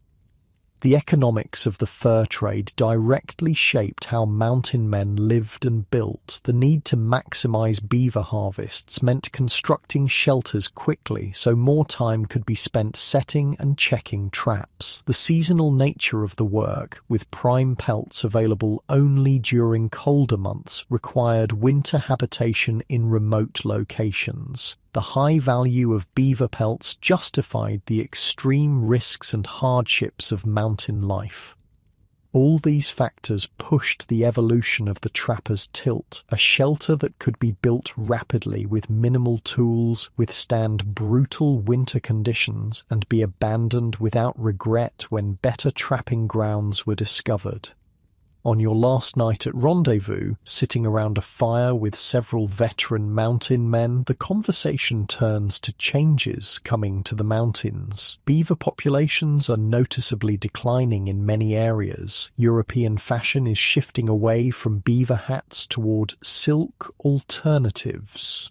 New settlers are pushing into previously remote territories. "This life won't last forever," observes Williams, who's been trapping longer than anyone present. "Maybe another 10 years if we're lucky." He was right, though none of you fully realized it then. The golden age of the mountain man would end by the 1840s, victim of changing fashion, over-trapping, and westward expansion. Many would become guides for settler wagons or scouts for the US Army. Others would settle into farming or ranching. Some would simply disappear into ever more remote regions, chasing a vanishing way of life. But the knowledge they developed, particularly their building techniques, would persist in various forms. Settlers moving west would adopt aspects of the trapper's tilt for their own first shelters. Native peoples would incorporate European tools into their traditional building methods, creating hybrid structures. The practical wisdom of building with local materials in harmony with natural forces would continue to influence frontier construction long after the fur trade collapsed. As dawn breaks on departure day, you take one last look at the trampled valley that hosted the rendezvous. The great gathering is dispersing, some men heading back to St. Louis with the fur companies, others striking out for new trapping territories, still others joining native bands where they have wives and children.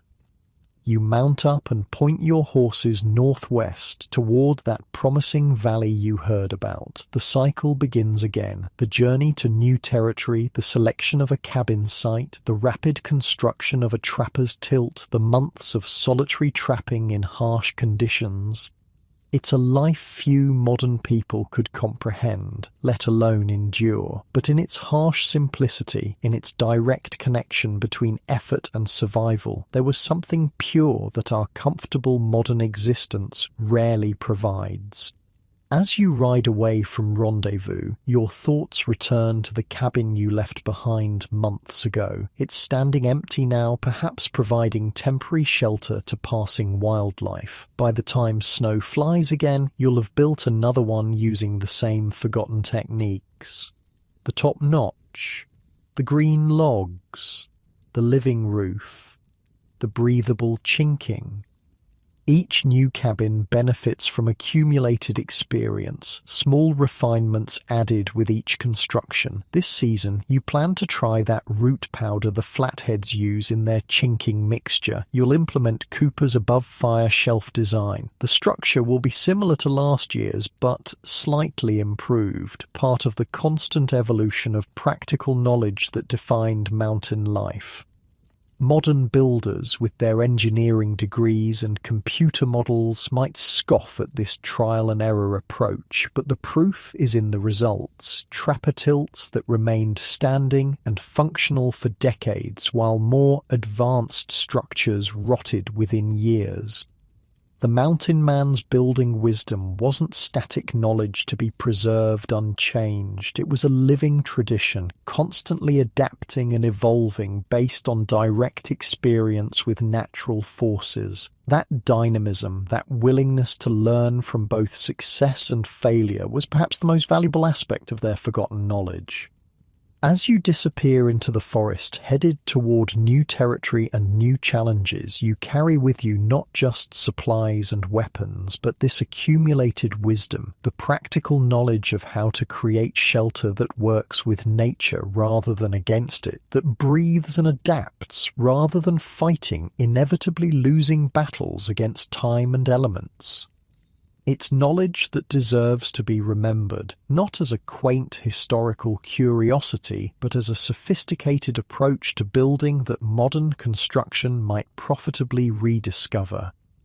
The journey to your new trapping grounds takes nearly 3 weeks. You follow winding game trails through mountain passes, ford numerous streams, and navigate vast stretches of wilderness using only the sun, stars, and landmarks for guidance. No maps, no compass, no GPS, just the accumulated knowledge of terrain stored in your head. Late August finds you in a promising valley, one described by several trusted trappers at Rendezvous. It checks all the boxes: abundant beaver sign along the streams, good timber for building, natural meadows with grass for your horses, and a relatively sheltered position that should moderate the worst winter winds.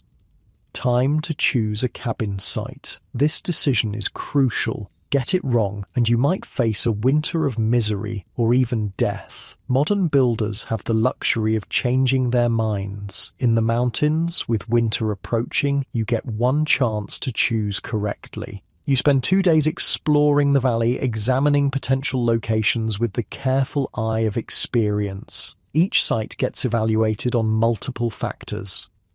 Proximity to water. Close enough for convenience, but high enough to avoid spring flooding. Available building materials, good straight trees nearby for logs, clay soil for chinking, solar exposure, a south-facing location to catch winter sun, but with enough tree cover for wind protection. Natural drainage. Slightly elevated ground where snowmelt will flow away from the structure. Security. Good sight lines to spot approaching threats, but not so exposed as to be visible from a distance. On the 3rd day, you find it, a small, relatively flat bench about 30 feet above a stream, nestled against a rocky outcrop that will provide both wind protection and reflected heat. The spot gets good sun from mid-morning through afternoon. Several stands of straight lodgepole pines grow within easy dragging distance. The soil is a perfect mix of clay and sand. Well, this is home for the next 6 months, you tell your horses, who seem singularly unimpressed by your real estate assessment. With the site chosen, you immediately begin preparations. First, you establish a temporary camp, just enough shelter to sleep comfortably while you build a more substantial cabin. Then you start gathering materials. The basic design will be similar to last year's cabin, a trapper's tilt of about 10 back 9 feet with a single pitch roof, but you're planning several improvements based on knowledge gained at Rendezvous. You'll try Baptiste's flathead chinking mixture, incorporating a certain root that gets pounded to powder and apparently improves water resistance while maintaining breathability. You'll implement Cooper's above-fire shelf design for additional storage and drying space. And you'll experiment with a slightly steeper roof pitch, which Old Williams swears improves snow shedding without compromising stability. These small innovations illustrate how mountain man building techniques weren't static but constantly evolving through shared experience and experimentation. Each cabin incorporated lessons learned from previous structures, adapted to specific sites and materials, fine-tuned through harsh trial and error. You begin by clearing the cabin site, removing small trees and brush and roughly leveling the ground where needed. Then you fell your first trees, straight lodge poles about 8 inches in diameter. The sound of your axe echoes through the valley, probably the first human noise these mountains have heard in months. What kind of foundation are you laying? A modern builder might ask, watching you place the first sill logs directly on the ground. The answer, of course, is hardly any foundation at all, just the sill logs themselves, perhaps half buried in the earth for stability. In damp environments, this would indeed be a recipe for rot, but in the relatively dry mountain climate, with breathable construction, allowing moisture to escape, these ground contact logs could last for decades.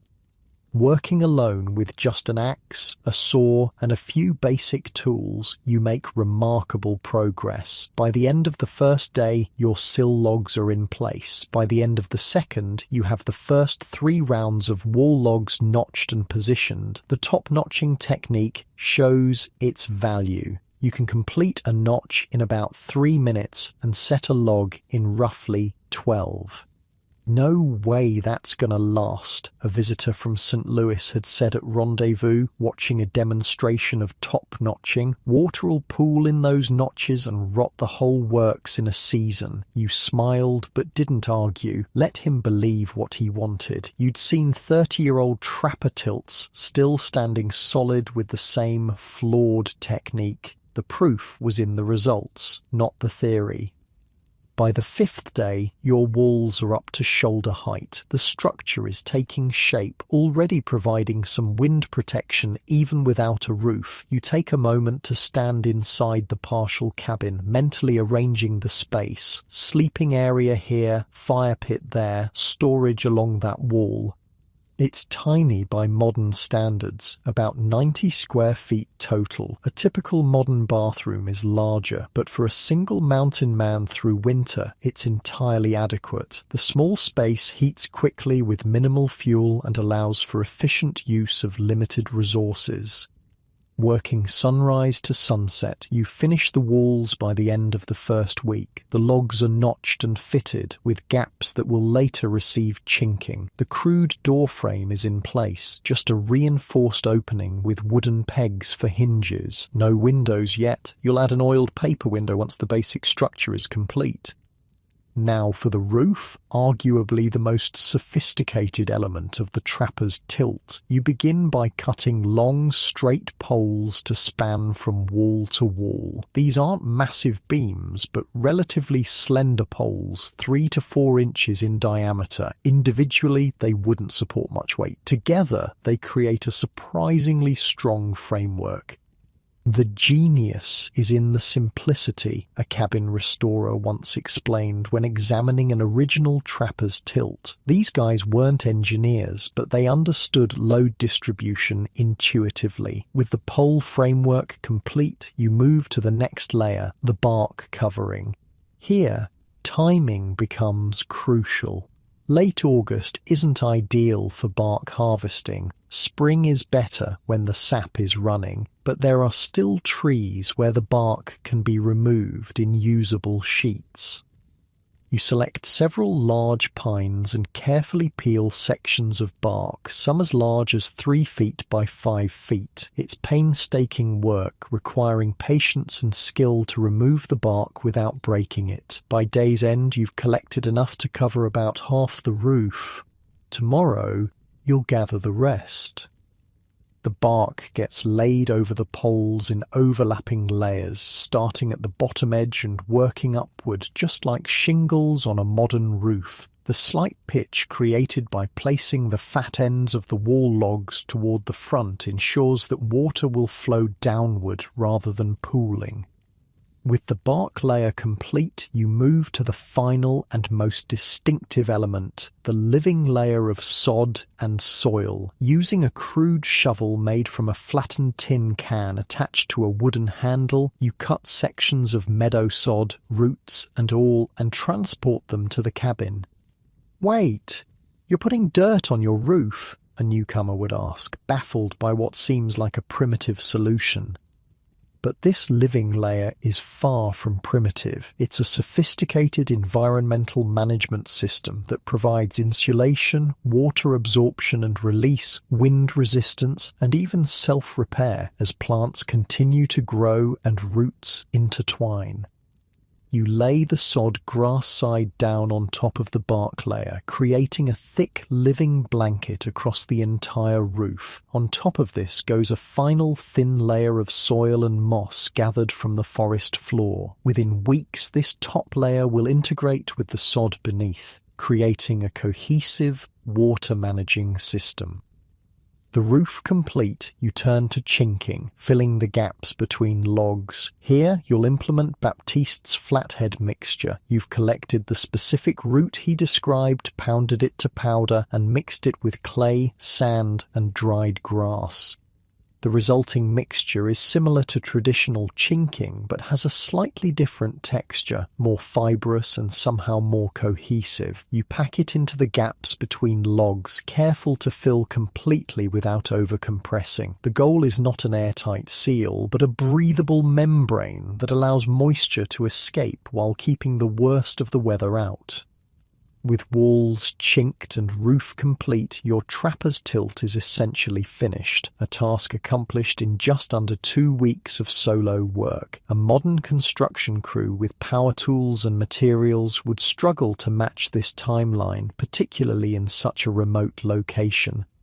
The final touches come next. A crude door made from split logs bound together with rawhide, a smoke hole with an adjustable cover, an oiled paper window for light. Inside, you build Cooper's above fire shelf, a simple but effective innovation for storage and drying.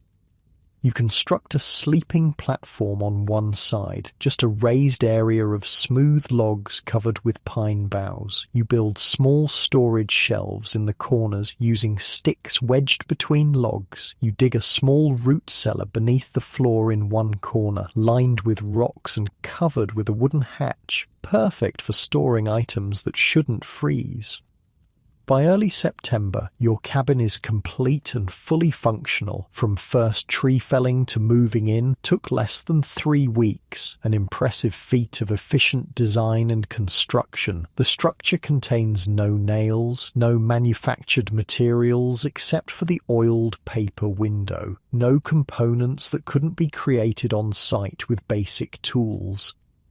Yet this primitive shelter will keep you alive through months of potentially lethal cold. It will withstand heavy snow loads, bitter winds, temperature fluctuations of 70 degrees or more. It will remain standing for decades with minimal maintenance, while far more advanced structures fail in just a few years.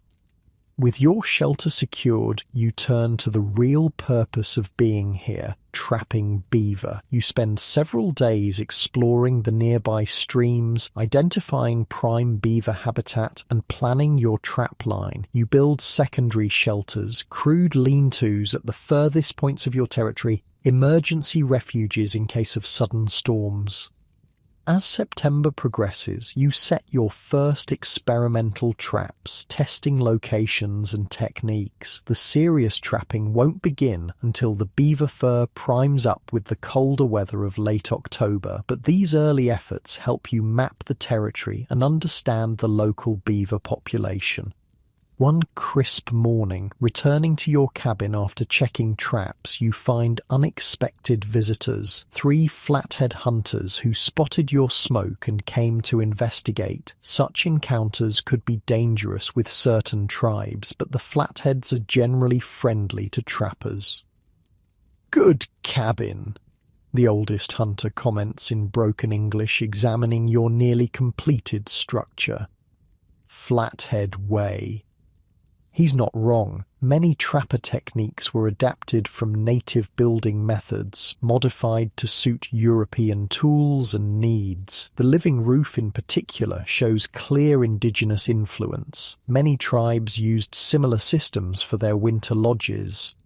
Through a mixture of broken English, sign language, and shared words from the developing mountain pigeon, you establish friendly relations. They share fresh elk meat from a recent kill. You offer coffee and tobacco. Information is exchanged about beaver populations, Blackfoot movements, the location of other trappers. Before departing, the oldest hunter offers a suggestion for your chinking mixture, a certain type of moss that, when mixed with clay, creates an especially effective sealant while still allowing the logs to breathe. You thank him and make a mental note to collect some when possible.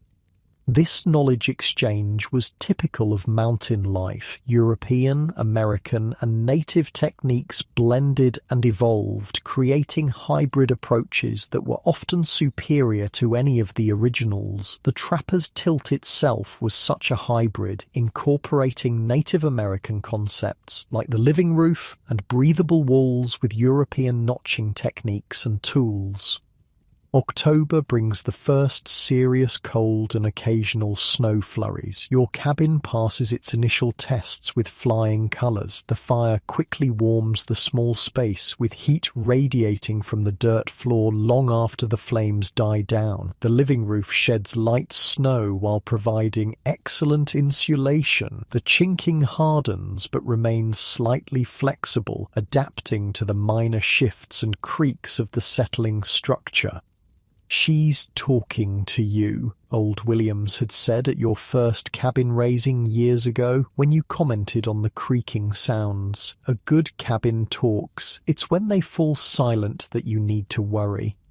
He meant that the small adjustments, the creaks, shifts, and settling sounds were signs of a living structure adapting to changing conditions. A cabin that stopped talking had become rigid, fighting against natural forces rather than accommodating them. Such rigidity inevitably led to catastrophic failure. As October turns to November and serious trapping begins, you settle into the rhythm of mountain winter, up before dawn, checking traps in bitter cold, returning to the warmth of your tilt to process the day's catch. The cabin becomes an extension of yourself, a second skin against the hostile environment.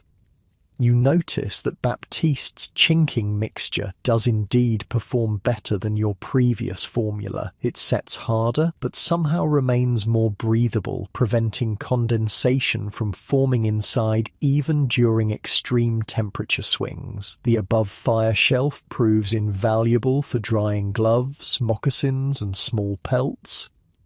Winter deepens, bringing the brutal cold of January. Outside temperatures drop to 30 below zero or lower. Inside your trapper's tilt, while far from cozy by modern standards, conditions remain survivable. The fire's heat, the insulating properties of the logs and living roof, the dirt floor's thermal mass, together, they create a microclimate that stays above freezing even during the coldest nights.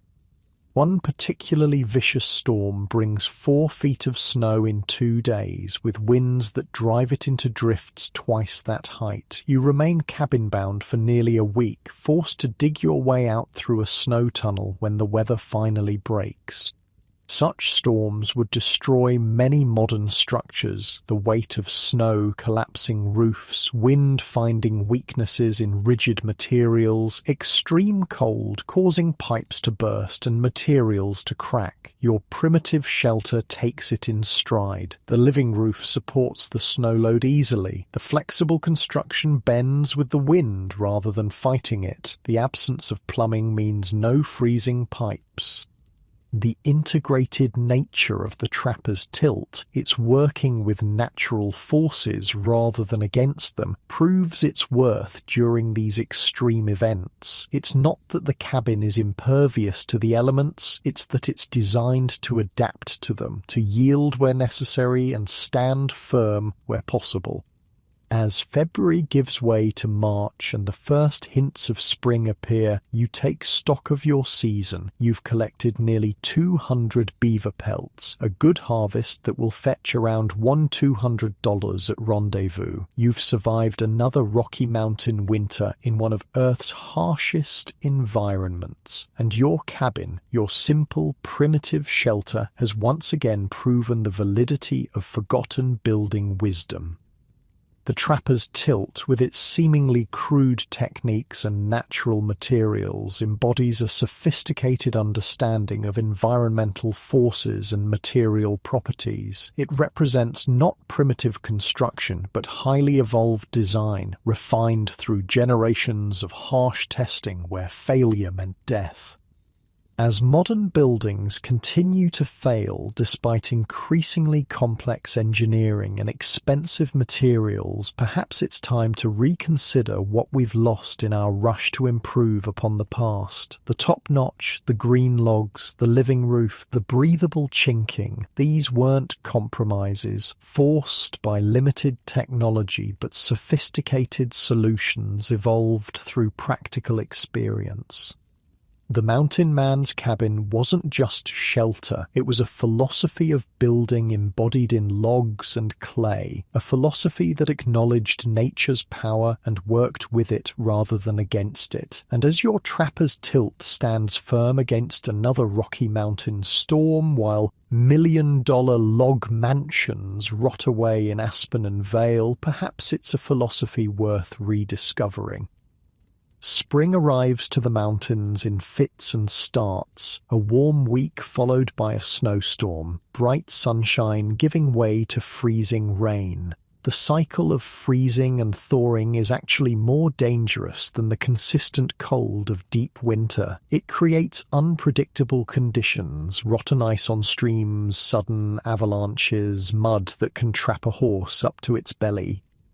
But spring also brings the end of trapping season. As beaver begin to shed their winter coats, the quality of pelts declines. By mid-April, it's hardly worth setting traps at all. Time to begin preparations for the journey to Rendezvous.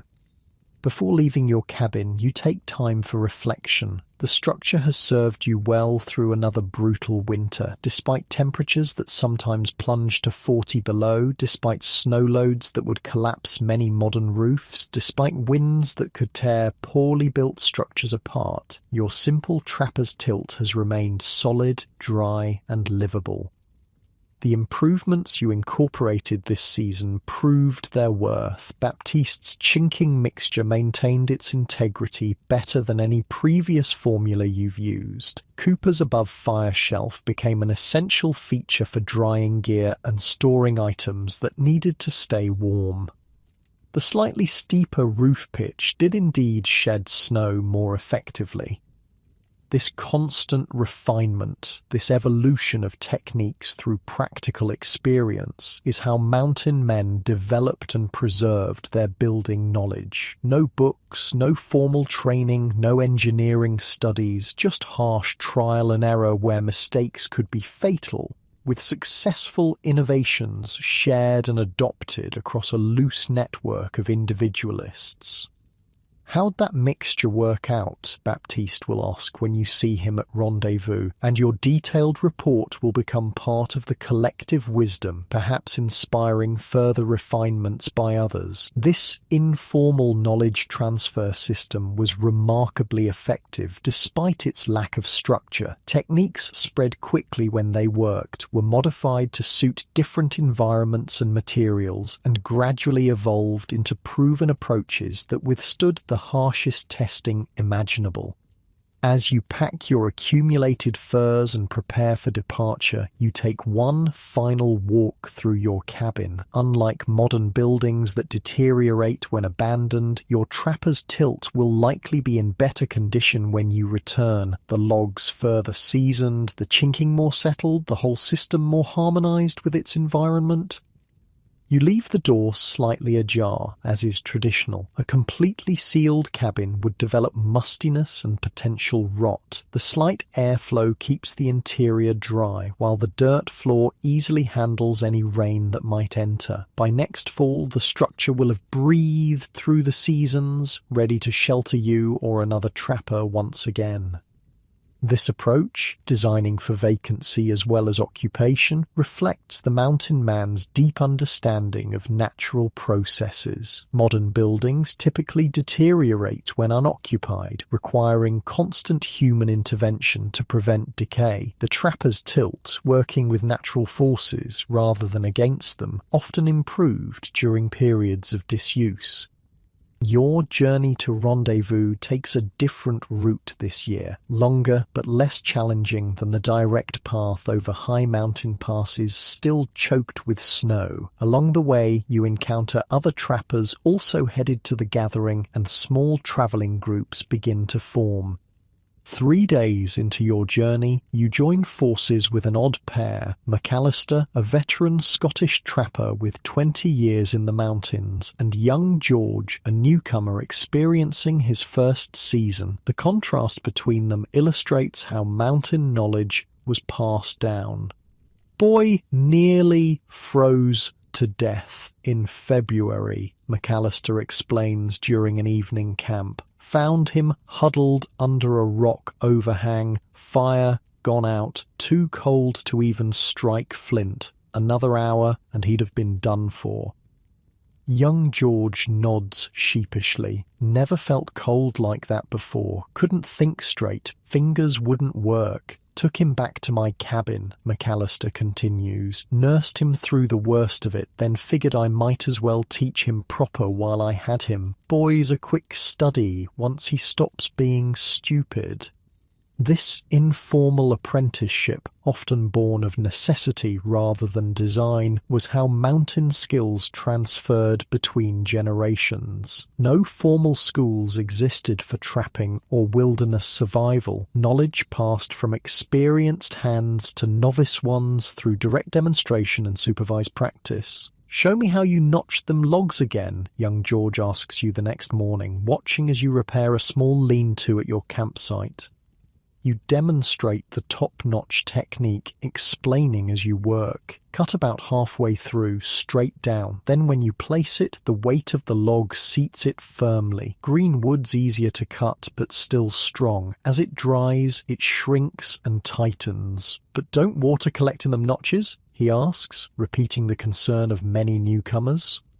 "That's where the breathing comes in," you explain patiently. "Whole cabin has to breathe. Roof, walls, chinking. Water gets in, but it also gets out. It's when water gets trapped that rot starts." Young George practices on a fallen branch, his technique clumsy but improving with each attempt. By the time you break camp, he's grasped the basic principle, if not the smooth execution that comes with experience. This scene, repeated countless times across the mountains, was how wilderness building knowledge survived and spread despite almost no written documentation, direct demonstration, hands-on practice, and the harsh reality that poor technique could mean death in winter ensured that effective methods endured while flawed approaches were quickly abandoned. As your journey continues, your group gradually grows. 2 French-Canadian trappers join, then a mixed-blood Delaware with his Crow wife, then a former sailor from Boston who found more freedom in the mountains than at sea. By the time you approach Rendezvous, you're traveling with 11 people, a small temporary community bound by shared experience, if not always shared backgrounds. Around evening fires, knowledge continues to flow. The Delaware shows a new method for smoking beaver meat to improve its keeping qualities. One of the Canadians demonstrates a snowshoe binding that prevents foot blisters on long treks. The sailor, surprisingly, has developed an improved roof sealing technique adapted from ship caulking.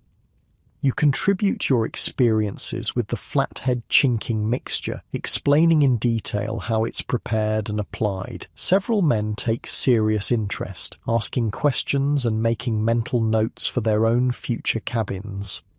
This free exchange of survival information contrasts sharply with the secretive approach to trapping locations. No one shares their best beaver streams, but everyone shares building and survival techniques. The unspoken understanding is clear. Competition for wealth is expected, but no one benefits from preventable deaths in the wilderness. The Mountain Man community operated on this paradoxical blend of fierce independence and mutual support. Men who might fight over trapping territory or trading advantages would risk their lives to rescue a stranger in trouble. Information that improved survival chances spread rapidly, while knowledge that might lead to profit was closely guarded.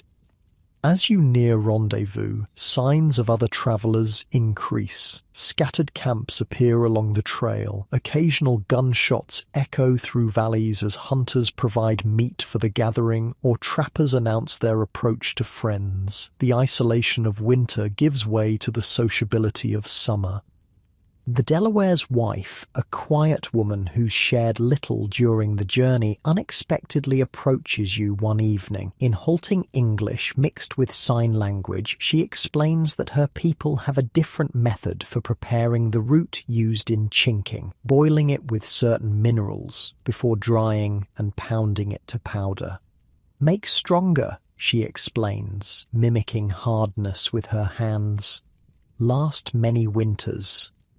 You thank her sincerely for this knowledge. The exchange highlights another aspect of mountain wisdom, the cross-cultural transmission of techniques between native and European traditions. The most successful trappers were those who recognized and adopted effective indigenous approaches rather than clinging to familiar European methods unsuited to the environment. This cultural exchange went both ways. Native groups adopted metal tools, firearms, and certain European building techniques when they proved superior for specific purposes. The resulting hybrid approaches often surpassed either tradition alone in practical effectiveness. The day before reaching rendezvous, your group encounters a sobering reminder of the mountain's dangers. At a river crossing, you discover a crude wooden cross marking a fresh grave. The name E. Monroe is carved clumsily into the wood, with the date of death just 3 weeks earlier. No one in your group knew Monroe personally, but several had heard of him, a third-year trapper who developed a reputation for carelessness. Speculation about his death centers on the obvious hazard nearby, a deceptively powerful river that appears calm on the surface, but hides treacherous currents. "Seen too many go that way," McAllister murmurs, removing his hat briefly before the grave. "River looks gentle till it's wrapped around your legs. Then it's too late." The moment underscores the unforgiving reality that shaped mountain knowledge. Techniques and approaches that survived did so because they worked repeatedly in lethal conditions. Methods that failed, along with the men who relied on them, disappeared from the knowledge pool. It was natural selection applied to wilderness skills, harsh but effective at refining practical wisdom. Late the following day, your group arrives at rendezvous. The gathering is smaller than last year, perhaps 300 people compared to nearly 500 previously. The decline reflects changing conditions in the fur trade. Beaver populations are noticeably reduced in many areas. Prices have dropped slightly as European fashion begins shifting towards silk hats rather than beaver felt. "Half as many here as 5 years ago," observes a veteran trapper named Roberts as you share his fire that evening. "Country's getting trapped out. Fashion's changing too. Won't be a trapper's world much longer." He's not wrong, though none of you fully realize it yet. The golden age of the mountain man is already ending. Within a decade, the fur trade will collapse almost completely, victim of changing fashion, over-trapping, and westward expansion. The knowledge and skills you've all developed will either find new applications or fade into obscurity. Some aspects of mountain wisdom will persist, adopted by settlers, military scouts, and later outdoorsmen who recognize their practical value. Other elements will be forgotten, dismissed as primitive by a society increasingly enamored with technological solutions. The trapper's approach to shelter, working with natural forces rather than against them, building with local materials in ways that breathe and adapt, will largely disappear from mainstream construction. Modern builders will embrace increasingly complex systems that attempt to create perfect barriers against the elements, a fundamentally different philosophy that often produces less durable results.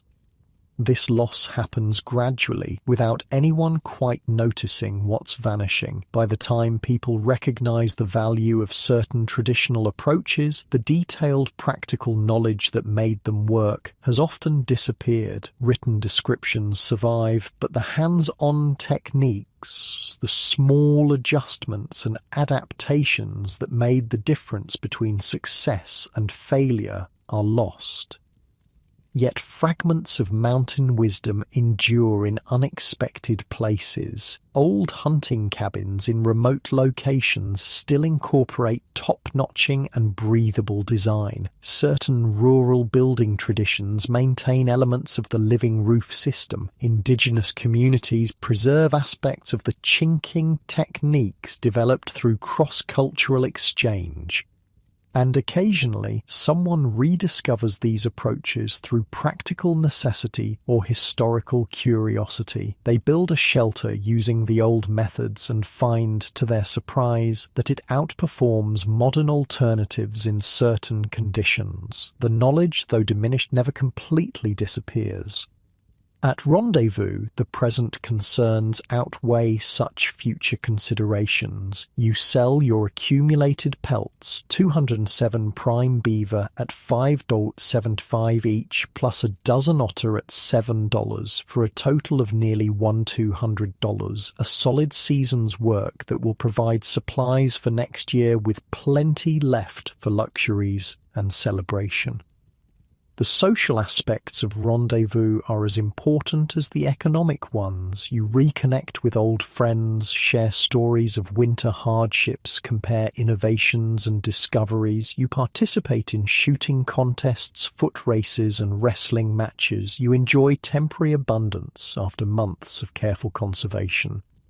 During a quieter moment, you find yourself in conversation with old Williams, who must be approaching 60, an almost unheard of age for an active mountain man. His face is weathered to leather with scars from Blackfoot arrows, grizzly claws, and countless winter storms.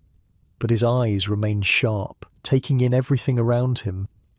Built me a permanent place last fall, he tells you, describing a more substantial cabin near the trading post at Fort Bridger. Figured these old bones deserve solid walls for what winters I got left. He describes the structure, larger than a typical trapper's tilt, with a proper stone fireplace and glass windows traded at considerable expense. But the core techniques remain the same. Top-notched logs with the bark left on, a living roof system, though more carefully engineered for the larger span. Breathable chinking with his own secret mixture that includes, he hints with a wink, something from them hot springs that bubbles like it's alive. Williams represents the culmination of mountain building wisdom, decades of practical experience distilled into techniques that work consistently in the harshest conditions. His knowledge, gained through thousands of nights in hundreds of shelters across the Rockies, is invaluable but largely undocumented. Should write it all down someday, he muses. How to build proper so things last. But who'd read it? Young fellows think they know better till winter nearly kills them, just like we did. This was the tragedy and triumph of mountain knowledge. Each generation learned largely through its own mistakes, guided but not protected by the wisdom of veterans who'd survived similar errors. The system produced extraordinarily capable individuals, but relied on direct transmission that proved vulnerable to disruption. As Rendezvous continues, you notice another sign of changing times. Several tourists from back east, wealthy adventurers who've paid guides extravagant sums to witness the Mountain Man gathering. They watch the proceedings with a mixture of fascination and horror, clearly shocked by the rough conditions and rougher men. "They think we're wild animals," laughs Cooper, noticing your observation. 20 years from now, they'll be selling tickets to see authentic mountain men in travelling shows. His prediction proves more accurate than he knows. As the fur trade collapses, some mountain men will indeed end up as performers, displaying exaggerated versions of their skills for paying audiences. Others will become scouts for the army or guides for wagon trains of settlers. Many will simply disappear into increasingly remote regions, chasing a vanishing way of life. The knowledge they developed, particularly their building techniques, will fracture and scatter. Some elements will be preserved in frontier construction, others in rural traditions. Much will be forgotten, dismissed as primitive by a society embracing industrial materials and methods. But the proof of their wisdom remains in the structures themselves. Even today, abandoned trapper tilts can sometimes be found in remote mountain valleys, simple shelters built nearly 2 centuries ago that still stand while more advanced structures have long since collapsed. These humble cabins with their top-notched logs and living roofs, their breathable walls and dirt floors, represent a sophisticated understanding of natural forces and material properties. They weren't primitive compromises forced by limited technology, but elegant solutions evolved through harsh practical testing. As Rendezvous winds down and trappers prepare for another season, the knowledge continues to flow. Veterans like Williams share advice with newcomers like young George. Successful innovations spread rapidly through the community. Failed approaches are analysed and avoided. This living tradition, this practical wisdom refined through generations of trial and error, was the mountain man's true legacy. Not just the trails they blazed or the territories they explored, but the deep understanding of how to live in harmony with one of Earth's harshest environments. And perhaps that's the most valuable lesson from the forgotten knowledge of the mountain man, that sometimes the most sophisticated approach isn't fighting against natural forces, but working with them, not sealing away from nature, but creating systems that breathe, adapt, and endure. By the early 1840s, the golden age of the mountain man was drawing to a close. Beaver populations had been drastically reduced in most accessible areas. Fashion in Europe was shifting decisively towards silk hats rather than beaver felt. The Western territories were filling with settlers, farmers, and townspeople, civilization encroaching on what had been wilderness just years before. The mountain men themselves faced a crossroads. Some adapted, becoming guides for wagon trains or scouts for the US Army. Others settled down, establishing trading posts or ranches in the territories they once trapped. Many simply disappeared, pushing into increasingly remote regions, seeking the vanishing freedom they'd come to treasure. Their building knowledge, the sophisticated understanding of how to create shelters that worked with natural forces rather than against them, fragmented along with their community. Some elements were adopted by settlers who recognized their practical value for frontier construction. Other techniques were preserved by native peoples who continued traditional building approaches alongside adopted European methods. but much was simply lost, dismissed as primitive by a society embracing industrial materials and engineered solutions. The notching techniques, the living roof systems, the breathable chinking mixtures, these fell out of mainstream construction as standardized methods, and manufactured materials became widely available. This loss occurred gradually, without most people noticing what was disappearing by the time historical interest in mountain men developed in the late 19th century. Many of their practical skills had already vanished. Written descriptions survived, but the hands-on techniques, the small adjustments and adaptations that made the difference between success and failure were largely gone.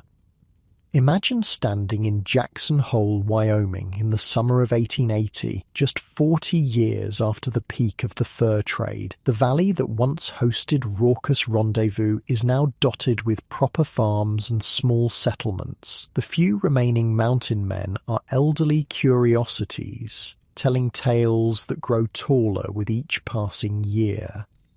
One such figure might be Old Williams, now truly ancient by frontier standards, perhaps approaching 80. He sits on the porch of a trading post that's evolving into a proper store, watching with rheumy eyes as the world he knew vanishes. Built a cabin up Grovant way back in 28, he tells anyone who'll listen. Top-notch the logs, put on a proper living roof. Ain't been back in 30 years, but I'd bet good money she's still standing. Young men humour him but don't really listen. They're building with milled lumber now, with factory-made nails, with standardised windows and doors. The idea of chopping a notch in the top of a log seems primitive, inefficient, simply wrong. Yet in remote valleys across the Rockies, evidence of the mountain man's wisdom remains. Abandoned trapper tilts, simple structures built in the 1820s and 1830s, still stand after decades of exposure to brutal weather. Their logs have weathered to silver grey, their living roofs have become nearly indistinguishable from the surrounding landscape, but their basic structure remains sound. Meanwhile, more advanced buildings from the same period have long since collapsed, victims of rigid designs that fought against natural forces rather than working with them, of materials that failed when not constantly maintained, of approaches that sought to create perfect barriers rather than breathable systems. This pattern continues into modern times. Today's high-end log homes, with their perfectly milled logs, their engineered notches, their synthetic chinking, often begin to fail within just a few years of construction. Water becomes trapped in seemingly minor imperfections. Mold develops in supposedly sealed spaces. Logs crack and split as they continue to dry after construction. Your brand new $1 million log home is rotting, as one restoration expert bluntly puts it. Despite all our modern technology, despite computerized design and specialized materials, we've created structures less durable than those built by primitive mountain men, with nothing but axes and determination. The contrast becomes most apparent when modern builders attempt to restore original trapper tilts. Their first instinct is often to correct what they see as flaws, to replace top notches with bottom ones, to seal the breathable chinking with modern compounds, to cover the living roof with conventional materials. These old-timers didn't know what they were doing, a contractor told a cabin owner in Idaho. We need to fix these mistakes, or the whole thing will collapse. Yet, when the mistakes are preserved instead, when the original techniques are understood and respected, these structures continue to function as designed, often outlasting nearby modern construction.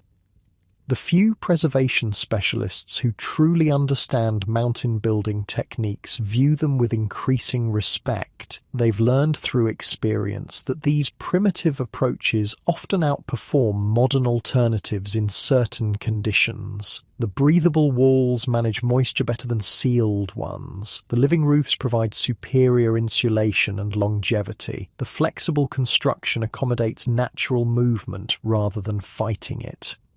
They weren't just making do with what they had, explains one cabin restoration expert. They were developing sophisticated systems perfectly adapted to their environment. We're only now beginning to understand how advanced some of these techniques really were. This re-evaluation parallels a broader shift in modern building philosophy. After decades of creating increasingly sealed, mechanically controlled environments, some architects and builders are rediscovering the value of working with natural forces rather than against them. Concepts like breathable wall systems, living roofs, natural thermal management, and local material use, all central to mountain man construction, are being incorporated into cutting-edge sustainable design. The most sophisticated approach isn't always the most complex, notes a professor of sustainable architecture. Sometimes it's about finding the elegant simplicity that works with natural processes instead of trying to overpower them. In this sense, the mountain man's building wisdom was ahead of its time, or perhaps outside of time altogether. It represented an approach to shelter that didn't fight against the environment, but worked in harmony with it, that didn't require constant technological intervention, but functioned through passive natural processes. The contrast with modern construction couldn't be more stark. Today's buildings often require complex mechanical systems just to remain habitable. Heating, cooling, ventilation, humidity control. When these systems fail, the structures themselves can quickly become uninhabitable or even begin to deteriorate. The trapper's tilt, by contrast, functioned entirely through passive design. Its breathable walls, its living roof, its thermal mass floor, its orientation to the sun. It required no external energy input to manage temperature and moisture. It adapted to changing conditions rather than trying to maintain an artificial environment regardless of external forces. In the mountains of Montana, a small but growing movement of enthusiasts has begun to rediscover and preserve mountain man building techniques. They study original structures where they can find them, experiment with traditional materials and methods, and document their findings for future generations. It's not about rejecting modern technology, explains one such enthusiast. It's about recognizing that sometimes older approaches solved problems in ways we've forgotten. There's wisdom there that deserves to be preserved. These modern experimenters face significant challenges. Building codes rarely accommodate traditional techniques like living roofs or breathable walls. Materials like properly harvested bark shingles are difficult to source. The hands-on skills required for effective top-notching or proper chinking preparation are not easily learned from books. Yet their efforts represent an important recovery of nearly lost knowledge, practical wisdom developed through generations of harsh trial and error in one of Earth's most unforgiving environments. Imagine a contemporary cabin site in the Bitterroot Mountains of Idaho. A small group of builders is constructing a trapper's tilt using traditional methods, top-notched logs with the bark left on, a living roof system of poles, bark and sod, breathable chinking made from clay, sand and plant fibers. They're not historical reenactors seeking perfect authenticity. They use modern tools alongside traditional ones, incorporate certain contemporary materials where appropriate, and document their work with digital technology. But the core principles remain the same. Building with local materials in ways that breathe, adapt, and work with natural forces rather than against them. Their finished structure would be recognizable to a mountain man from 1830, though perhaps cleaner and more precisely executed. More importantly, it embodies the same philosophical approach to shelter, not as a rigid barrier against nature, but as a living system that participates in natural cycles. This approach has potential applications beyond historical interest. In a world facing climate change and resource constraints, building methods that require minimal external energy, use local materials, and last for generations without major maintenance have obvious advantages. The mountain man's solutions to shelter in extreme environments might offer valuable insights for our own uncertain future. The wisdom embodied in the trapper's tilt wasn't limited to specific techniques like top-notching or living roofs. It represented a broader philosophy of building and living, one that acknowledged the power of natural forces and sought to work with them rather than against them, that valued adaptability over rigid resistance, that recognized the intelligence embedded in traditional practices. As evening falls on our imagined modern cabin site, the builders sit around a fire much as mountain men did nearly 2 centuries earlier. They discuss what worked well and what didn't, share innovations and adaptations, pass knowledge through direct demonstration and hands-on practice. The methods of transmission may be different, but the essential process remains the same. Practical wisdom refined through experience and shared through community. In this small way, the forgotten knowledge of the mountain men lives on, not as a historical curiosity, but as a living tradition with continuing relevance. The specific techniques may evolve and adapt to new materials and tools, but the core principles remain. Build with what's available, work with natural forces rather than against them, create systems that breathe and adapt rather than rigid structures that fight inevitable change.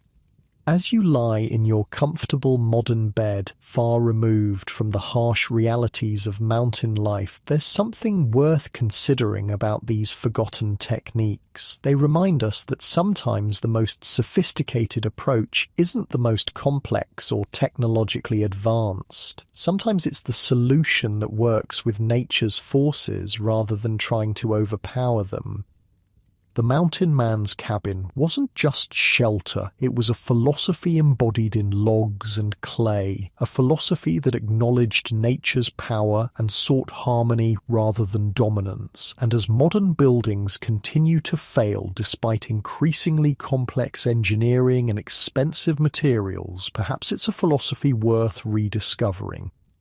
Those crude-looking shelters built with nothing but axes and determination, using green logs that modern builders would reject, employing techniques that contemporary experts would consider backwards, outlasted nearly everything else constructed in their era. They worked because they weren't fighting against the environment but adapting to it, because they weren't sealed away from nature but in constant conversation with it. In this balance, this harmony between human needs and natural forces, lies the true wisdom of the mountain man's approach to shelter. It's a wisdom we largely forgot in our rush toward technological solutions, but one that may offer valuable lessons for building resilient, sustainable structures in an uncertain future. The top-notch, the green logs, the living roof, the breathable chinking, separate they might seem primitive or flawed, together they formed one of the most sophisticated shelter systems ever devised for extreme environments, one that could be built quickly with minimal tools, adapt to changing conditions, and last for generations with minimal maintenance. As sleep approaches and your thoughts drift, consider that sometimes the best solutions aren't about conquering nature, but working alongside it, not about creating perfect barriers, but systems that breathe and adapt. The mountain man understood this through hard-won experience. Perhaps we're beginning to remember what they knew all along. Your bed is soft, your room temperature perfectly controlled, your shelter built with technologies the mountain men could never have imagined. Yet there's something to be learned from those simple cabins that stood for centuries while our modern structures often fail within decades. In that lesson, that harmony sometimes outperforms dominance, that flexibility often outlasts rigidity, that working with natural forces can be more effective than fighting against them, lies wisdom that transcends specific building techniques. It's a perspective that applies not just to construction, but to how we approach challenges of all kinds. As you drift towards sleep, comfortable and secure, perhaps carry with you this final thought from the forgotten knowledge of the mountain men. Sometimes the most sophisticated solution isn't the most complex, but the one that works in harmony with the world around it, rather than in opposition to it. And in that spirit of harmony, of gentle adaptation rather than rigid resistance, allow yourself to drift peacefully into sleep like a well-built cabin, settling comfortably into the landscape around it, breathing with the night air at home in its environment.